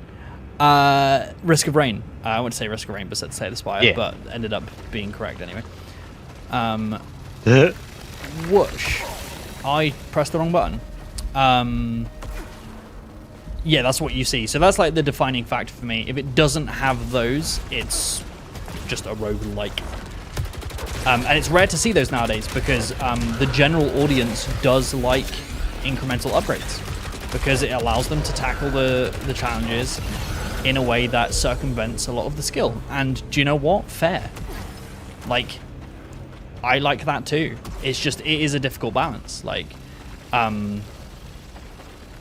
it's a very difficult balance. We've made it to the end boss with not using our Death Defiance. So, well, we will be once we've done this platforming challenge. But so we'll probably die, but because I've never fought it. This has been educational. Yeah. This has been educational for me. It sounds like this definition of roguelike versus roguelite. Roguelike is more clearly, well, there's no permanent meta progression. There's no overarching meta progression. So that's something that I'll put into my lexicon of definitions. So, I don't know. Honestly, like, I'm not wanting to be a stickler about it at the same time, though, right? Like, because every game is so different, even the ones underneath the roguelike classification, I kind of always just shrug and go like, well, people just call it both or whatever. Yeah. It's they're similar enough. You can feel the rogue when it's there, and it does its job as a genre to signify most of the stuff that we want about it when we choose to buy them. Yeah, right? sure. Some classification here. Hold on. The new Beastmaster is supposed to be a single-player roguelike progression. Wait, I might be conflating when they come out, says Mirith. That was about FF14. FF14. That'd be cool. Yeah. I always think it's like, I think Genshin Impact, for all of my gripes with that game, did a roguelike tower mode. I think it's a really easy way for developers to take their concrete systems and combat designs and put them in a way that makes them replayable in levels that are procedurally generated, and I think like more power to them. Give you more content in an easier way. Something far more valuable. That's repeatable. Thought you were a company man through and through. We're getting lore. Lore does happen in this game. Guy? This is He's just tagging out. Alub. To do that, I need to obtain it's our boy Alub. What's up, Alub? Real. Yeah, you know it's Alub. The eclipse. Power. Real. Power. The sun is powerful. The sun's a bastard. This is what the sun is. The sun's a bastard. Have a clue what's really. So I wish I had the auto fire weapon here, like the auto lock one, but alas, you know, life's a bitch, and then you don't get your auto fire gun. But I did upgrade the gun, which is cool. This has Trinity hit. Yeah, if I remember correctly, this fight you're constantly looking up. So we got Grape Missile, so we like Grape Missile. But this one has the Vortex, the Vacuum Bomb. Yeah, the Vacuum Bomb I feel like is going to be really useful here. I wish the game gave me a heal, but it didn't. So, you know, life's a bitch, and you don't get your auto fire gun, and you're not full health. So we're going to give it a go. I'm having a hard time accepting that they decided to call it Grape Missile still. That feels so undermining of the tone. Is it the shape? Is it shaped like a grape? Couldn't it be something else? From that little image, it looks like it's purple. It's like it's shaped like a grape. Okay. As grape gamers, rise up. Like, what?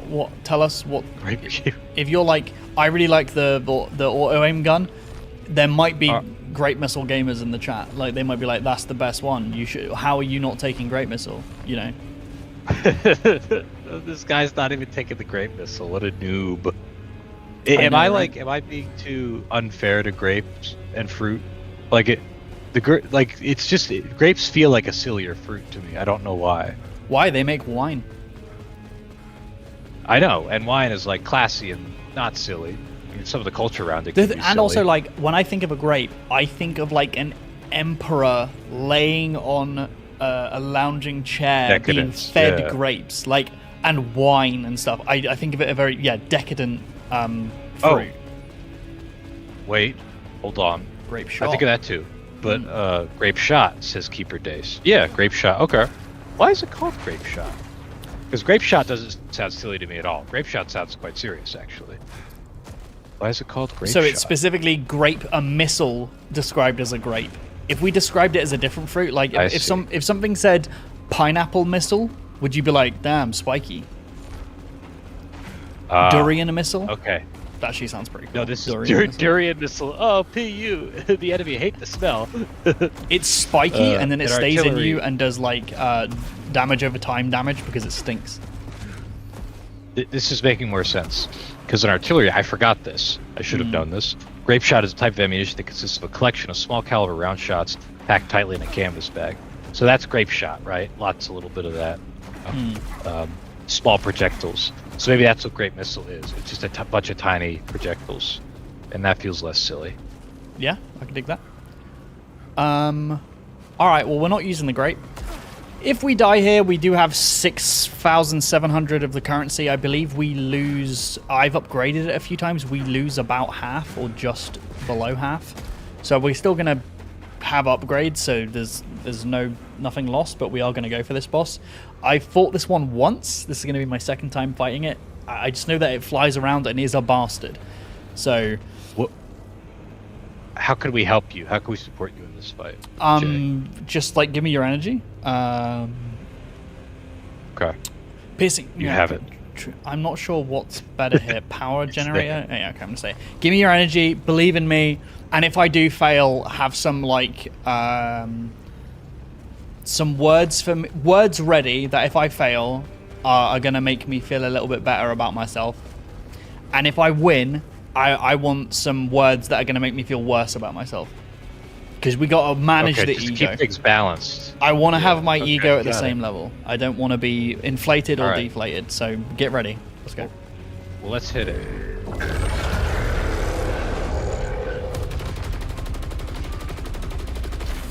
Bless this man and his ability to run sideways. Am I right? I know. What a bastard.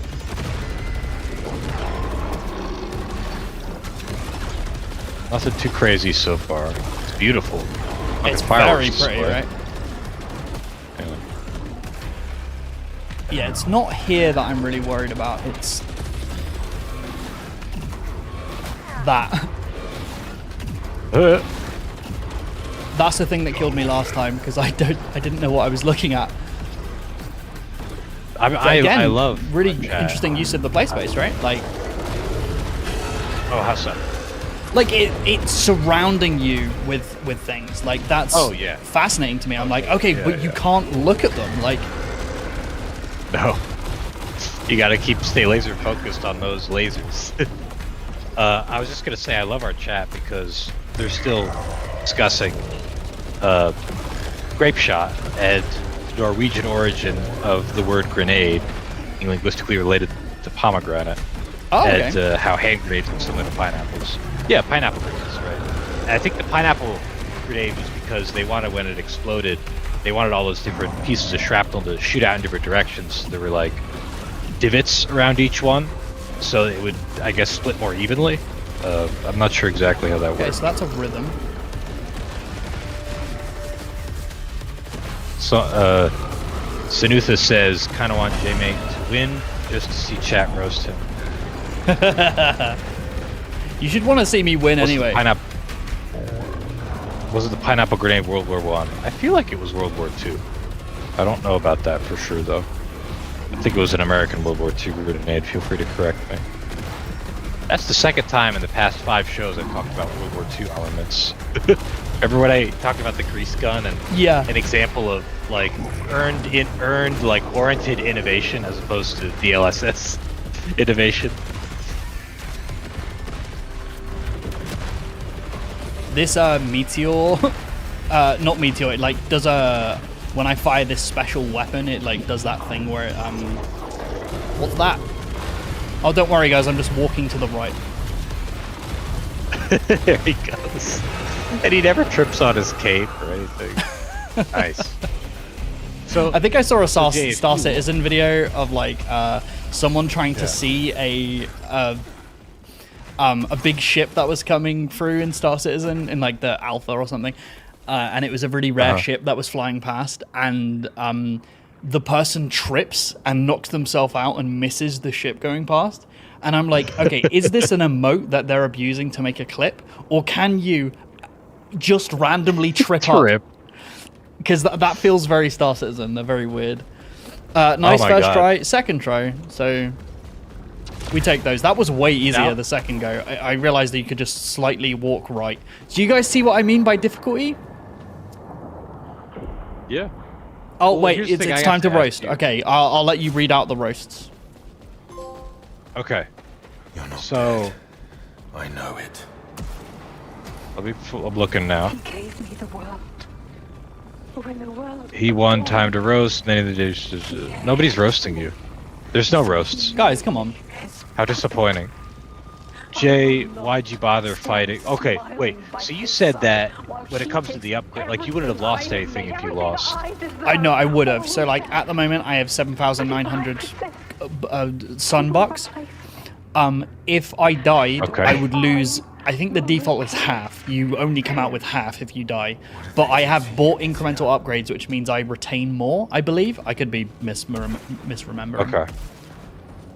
Got it. Well, okay, then you're pathetic because you just the only value you got out of winning that is you kept your precious little 7,900 sun bucks. Yeah.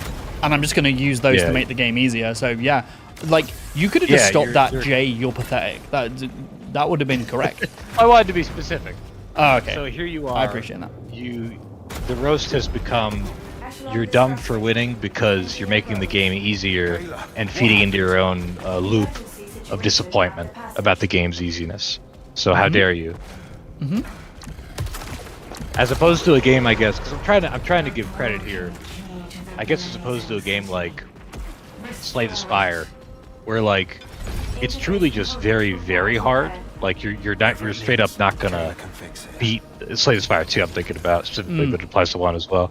You're not gonna beat that final boss for hours because you have to unlock all those cards and get a build that's good enough where you finally. Actually, I don't know how the push works in 2. Like with 1, I'm more familiar with 1. I haven't gotten too far in 2 yet. Where you need to do a run where you find all 3 of the colored keys, red, blue, and green, and then only that, and then once you have other conditions met, can you fight the final boss?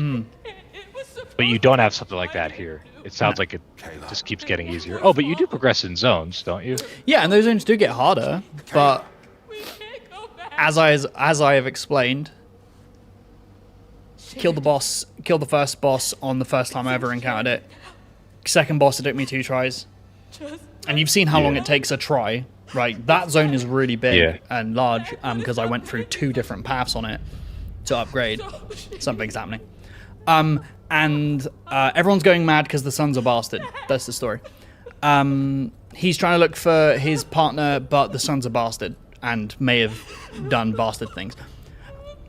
Why does the son hate humanity? Because it's a bastard. All right. Stack went nuts and started painting the sun because the sun is a bastard and got in his brain. She's here as well. And she's gone mad because the sun's a bastard. Arjun, turn around. Arjun, use your cool upgrades to punch him in the face. Strafe in front of her. Quickly. Slightly walk to the right. No easy choices. Why is he being cool about it? Why does he just turn around and... Yeah, she's got a gun pointed at her, and she's clearly gone sun mad.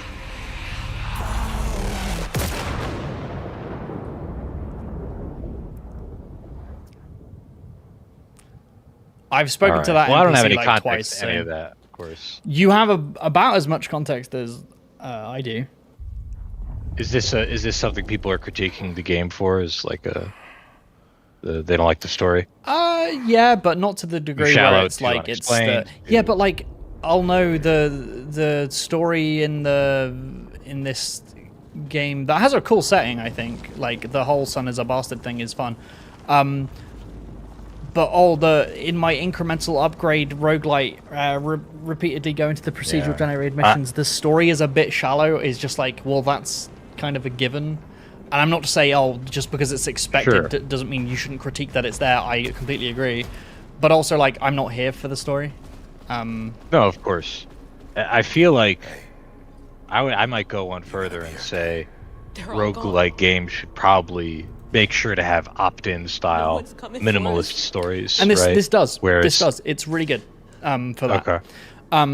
Okay. It's really good at narratively giving a diegetic reason for your repeated runs into the world, and the audience, not the audience, the characters not understanding why you keep coming back. And there is levels where there's a guy being attacked, and every time you respawn and go into it again, he's like, oh, I only saw it twice, so maybe it loses its luster after many repeated runs, but he's like, oh my god, you need to get to me quick, like, I'm being attacked, blah, blah, blah, but, like, he's, like, kind of trapped in that, and you're repeatedly going back to it and trying, and you have different dialogue and stuff like that. That's really cool, and a lot of this dialogue is opt-in. You'll see over here, like, there are dialogue lines and, like, audio logs I can go see and upgrades and blah, blah, blah, blah.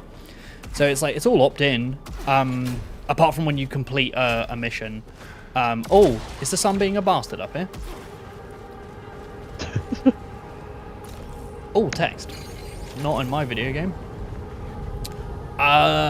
Is that where I need to go? Speak with the primary. Okay, let's go speak with the primary. Hey up, mate. And I can get my upgrades. So every time you defeat a big boss, you get more upgrades. So, here, I can do this. And now I've unlocked the next tier. So now I gain more loot. I gain more loot. So let's try to answer this question. Yeah. This problem that we're observing, where the upgrade system is just I get a little bit better every time, and the game's already kind of easy. Slay the Spire to me might resolve that because it's just truly that hard. Where like you need to do so many different runs to get to that opportunity to fight the final boss. And that's good. And also because, of course, you're not just getting incremental upgrades. You're getting something entirely different from that. You're getting different cards, and you develop mastery of the game where, like, you learn what the correct builds are and how to synergize cards and shit. Yeah. And that's good. Otherwise, with an action game, first or third person especially, it's hard to say how you resolve that problem. What do you do if not just permanent incremental upgrades? That's all that matters. What are some of the other things? I'm not being rhetorical. I guess I'm just like trying to brainstorm. Yeah. so long as we're going to Some of criticize the- it. What else could you do? Some of the games that are most exciting in that regard are giving a currency that will allow people to eventually unlock something that they feel will give them a new experience. So Hades 2 is a great example of this, of unlocking Yeah, the weapons, right? the weapons and like, oh, I want to make sure that cards, so again, Hades 2 with its tarot card system, where it's like, hey, you can unlock the currency to now equip different combinations of cards to make yourself more powerful, but you can't equip certain ones while other ones are being used. So it's not just this big incremental battle of I'm just getting more and more and more and more and more powerful. It's like, okay, well, I play in a certain way. Here's a way for me to target an upgrade, target a resource, have a choice between resources that you're targeting, so the player is split between their focus. My focus is collect as much sunbucks as I can, and that's it, because that's how I'm going to upgrade myself. This is the modifier to make the game harder, by the way. I'm unlocking these different things that can allow me to... I like how it's it's like a fucking fuel gauge. That's funny. Yeah, and if you equip Not a more fuel positive gauge. things, you know, the balance goes bad, and then blah, That's blah, cool. blah. So, yeah, I really so- like how... Sorry. Yeah, easier to achieve perfect reloads. If I equip this, it's now into the red, so I can't lock that in. So, like interesting. Okay. that's cool. This is very similar to the tower system, but yeah. See, I would say this, if I can interject real quick. Yeah. I like Slay the Spire's system, which Oh, seems it's to be, you know, Slay the Spire, they do the Ascension system. Are you familiar with that? Basically, you beat a run, and you say, oh, good, you beat the run. Now you can do Ascension 1. And that means now, I forget what they are, but it's something like now you can't heal in between acts. There's like, you know, multiple acts to a full run. And then you beat that one. You go, okay, cool, you beat Ascension 1, you can't heal between that. Now do Ascension 2. Now the debuff is, in addition to the 1, it's also number 2. I'm pretty sure they stack.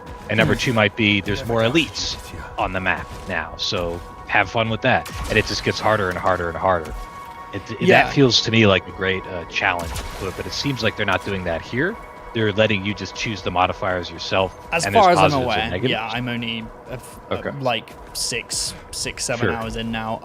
But also, like, another really good thing in these types of games is Kiss Curse. So you can equip this big powerful thing, but now you have this other thing to worry about.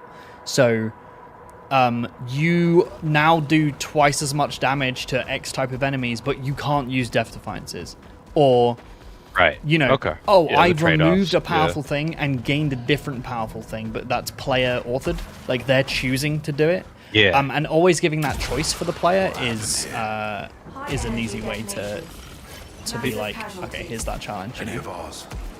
If you see the Requiem roguelite mode they just added, then you'll notice that in a lot of the perks, There's or whatever Kiss they Curse, call them, yeah. that they do there. Yeah, I'm trying to remember that one of them. It was like it felt really risky. I think it was your melee damage is awesome, but your rage damage sucks. And I'm like, this is Resident Evil. That's risky, man.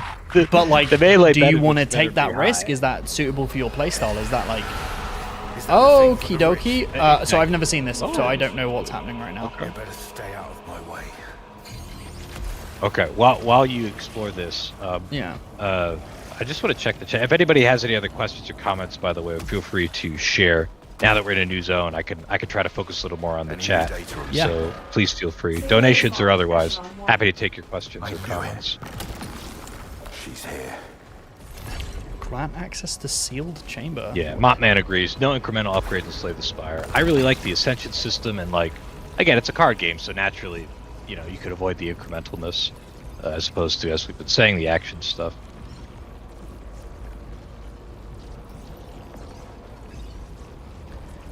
I wonder how the actor feels about the story being so optional, says Beatmaster. Yeah, I could see an actor being disappointed. Oh, have I ever shared with you guys the anecdote about Max This Payne is pretty. I will just actor? say, this is really pretty. Oh wow, look at that. Well, let me get a little closer. The first time the sun died. Jesus. So long ago. The empty sand. Waves, That's- waves. This is running on a Fall. PS5 Pro, Gone. so I was always there. This. so usually when you go to new zones, you gain upgrades. Why couldn't I take To like you can now do this. You traveled so far. So I can't do that yet. Where are you Okay. now? Can't access there. Not yet. Those are some of the only things I can't access at the moment. But I think the actors would be disappointed.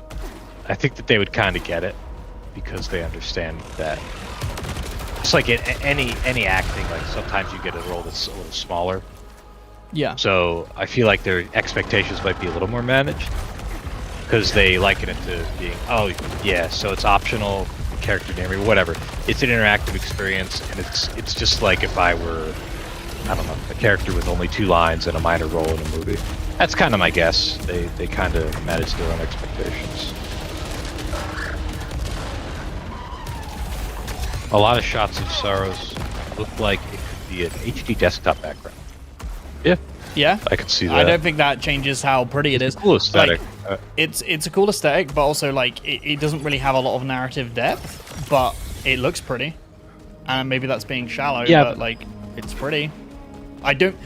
Is this the Trying to most visually original shot you've ever seen? No. But is this lighting really nice? Yes. My only issue, I feel like, is kind of with the and it's I don't know the story, so maybe it's part of it. I'm not a huge fan of the character design.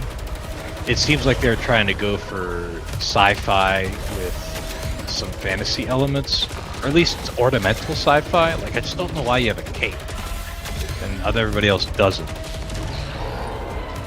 You're a special boy. It feels a little bit like, and again, this could be personal taste, but oh shit, I almost forgot the name. Was it High Guard? Game that came out recently from the XP Spawn devs. High Guard? Yeah, it felt like that, where you want to have your cake and eat, you want to have your guns, but you also want to have like You also want to be your cool, fantasy, have a cape. adventurous fantasy aesthetic and your capes, yeah. But there's dissonance that gets created there. For sure. So. I can dig that. For sure. Sovereign says it's not a cape, it's like a trench coat. Okay, fair. Maybe. Yeah, it's more of like an ass Have you ever cape. tried to yeah. strafe in a trench coat? It's not the most comfortable thing. I'm not trying to be that guy who's You ever like, tried oh, to slightly doesn't walk make to any the sense. right in a trench coat? It's more like I just don't see what they're going for specifically. But again, I haven't. I don't know the story. Maybe it makes Try more this. narrative sense. No, Someone they've says never it makes me explained think the of trench Dune coat. Island. I will tell you that. Okay, They've never attempted fair. to explain the trench coat. The observation that it looks like Dune styling, I guess that's kind of fair, but Dune had less greebles than on this guy's armor. I don't remember a Yeah, lot of especially like. in that optional armor that I turned off, like the gold one with the hands on it and shit. Like, Right, and also Dune, like because it was a little bit of a sci-fi rationalization, but they attempted to address the fact that people aren't using guns, right? Because they can't, because shields exist, whatever. yeah, So like that's like at least it kind of made more sense that you might have like long flowing things or might look aesthetically consistent with other fantasy direction. yeah. But like if I had to run around with a big gun like that, I don't think I'd be wearing like long flowing capes. Well, Whereas even in Dune, if I'm looking I more at a probably medical wouldn't be because running around with a cape that people could grab if most of the combat Sure. was close quarters. no, that's true. That's true. I don't remember too many capes. Maybe there are. I remember like they have flowing things to protect you from the sun because you live in the desert. You know, like Yeah. those parts I remember. But anyway, I don't know. That felt a little more. I see the comparison here. That felt a little more inspired than this. I can't identify the inspiration here or the match to the environment. Whereas in Dune, I feel like I can a little bit more. I think some of the boss designs have been really cool. I haven't been very inspired by the creature design. It kind of just feels a little bit. I'm trying to see in these enemies what is the sun is a bastard about them, right? Like, what Right, about these the theme. scream the sun is Yeah. a bastard? And I don't think a Not lot the theme, is. sorry. They just kind of look a bit eldritch. You know, they're very Right. You're wondering long- how does this fit under the umbrella Yeah. of the sun? Yeah, and not all of it does, right? But I don't think any of them are unique enough for me. Like, they're all very long-limbed, and then, like, themed around dogs, and I don't know, man. Charge Someone burst? here says- No, thanks. It actually reminds me of Warhammer 40k too, I can dig that. like space opera. Yeah, Space opera. I guess yeah. with Warhammer, I'm using the word inspiration here, okay? And when I say inspiration, I don't mean this isn't inspired as in like this is derivative, because that's often people. Oh, this is not inspired; it's derivative. When I say I don't see it's not inspired in a way I can identify yet. When I look at 40k, inspiration is like crystal fucking clear, and the themes are clear. The gothic, the baroque, the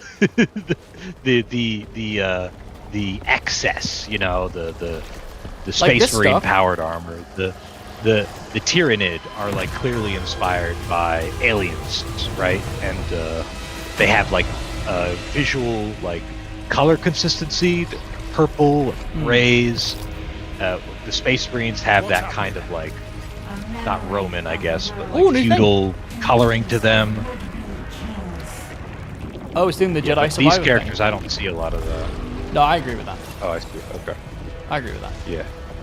I did just unlock a new power, So but like, it's but I not very interesting. it's space marine in that it's powered armor and it's thick and like there's things draping off of you. See that comparison, but I would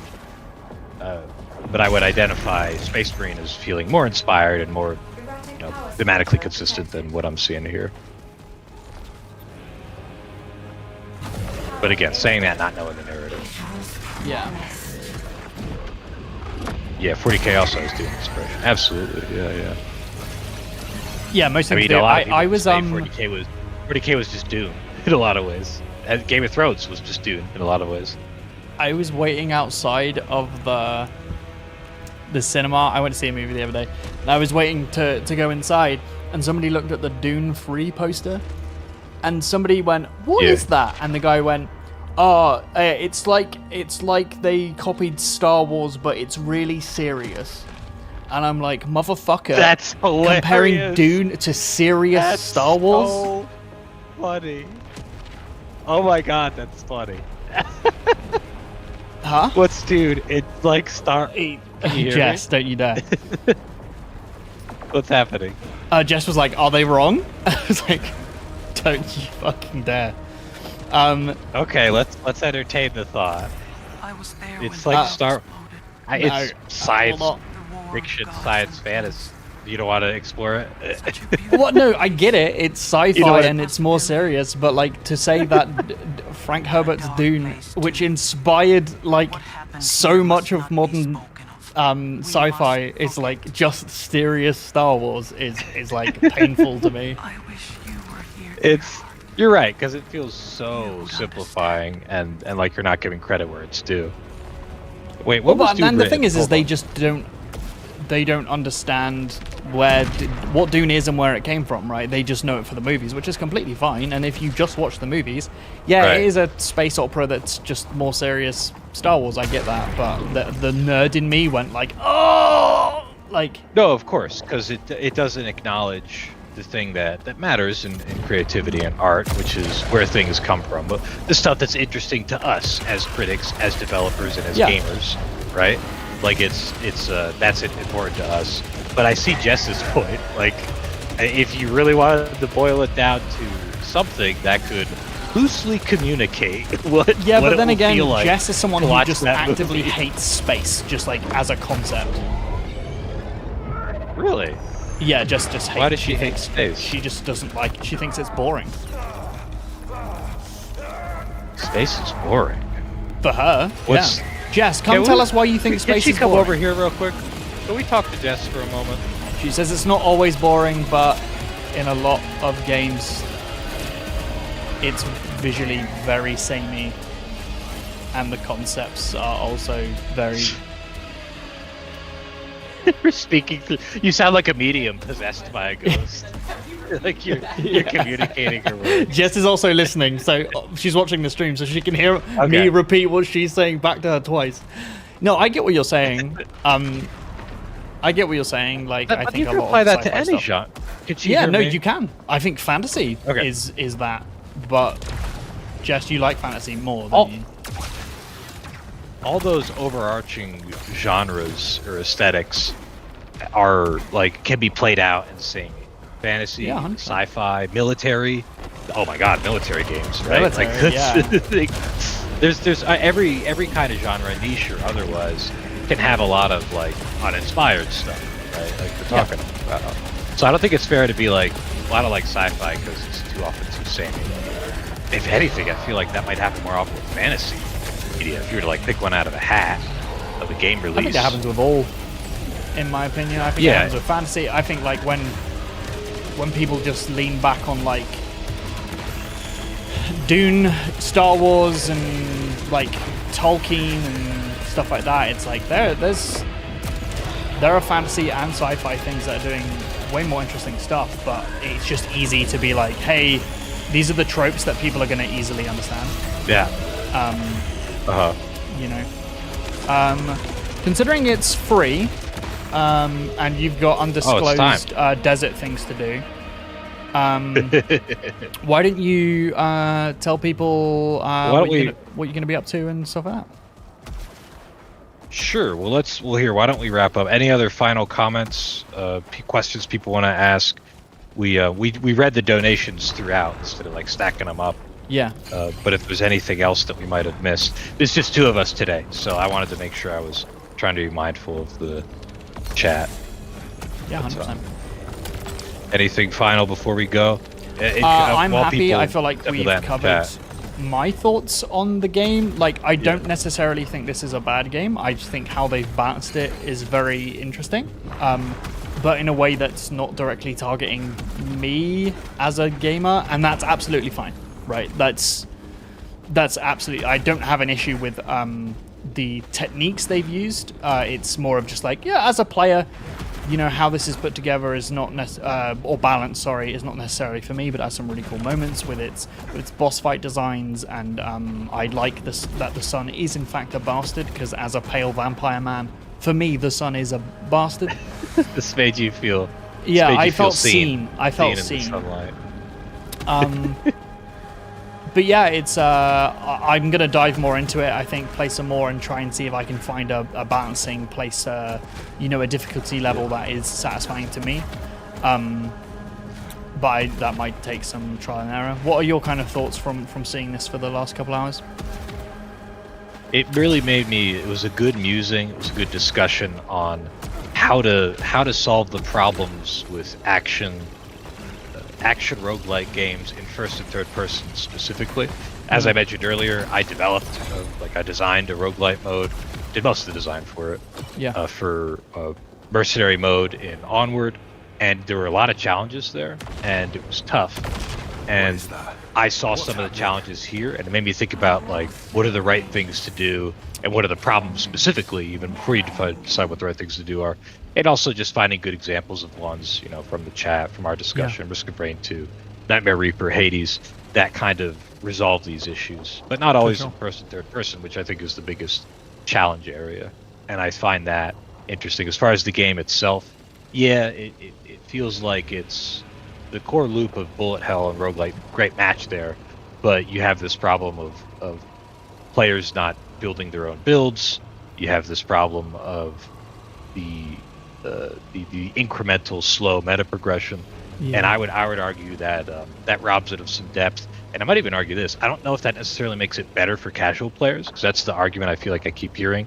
It's like, well, it's better for casual players for those reasons, but not necessarily. I mean, Slay the Spire has a lot of depth, and it's like very inviting for casual. I wonder if a similar depth could be given here that's still like good for casuals. Yeah, like a more tailored difficulty curve, but I think that's exactly what Returnal had, but it didn't necessarily hit that casual audience. They skewed it more towards the more of the hardcore audience, and I think they've just shifted their focus from that hardcore and Returnal to a little bit more casual friendly. And when I say casual, I do not mean that in the gamer like insult way.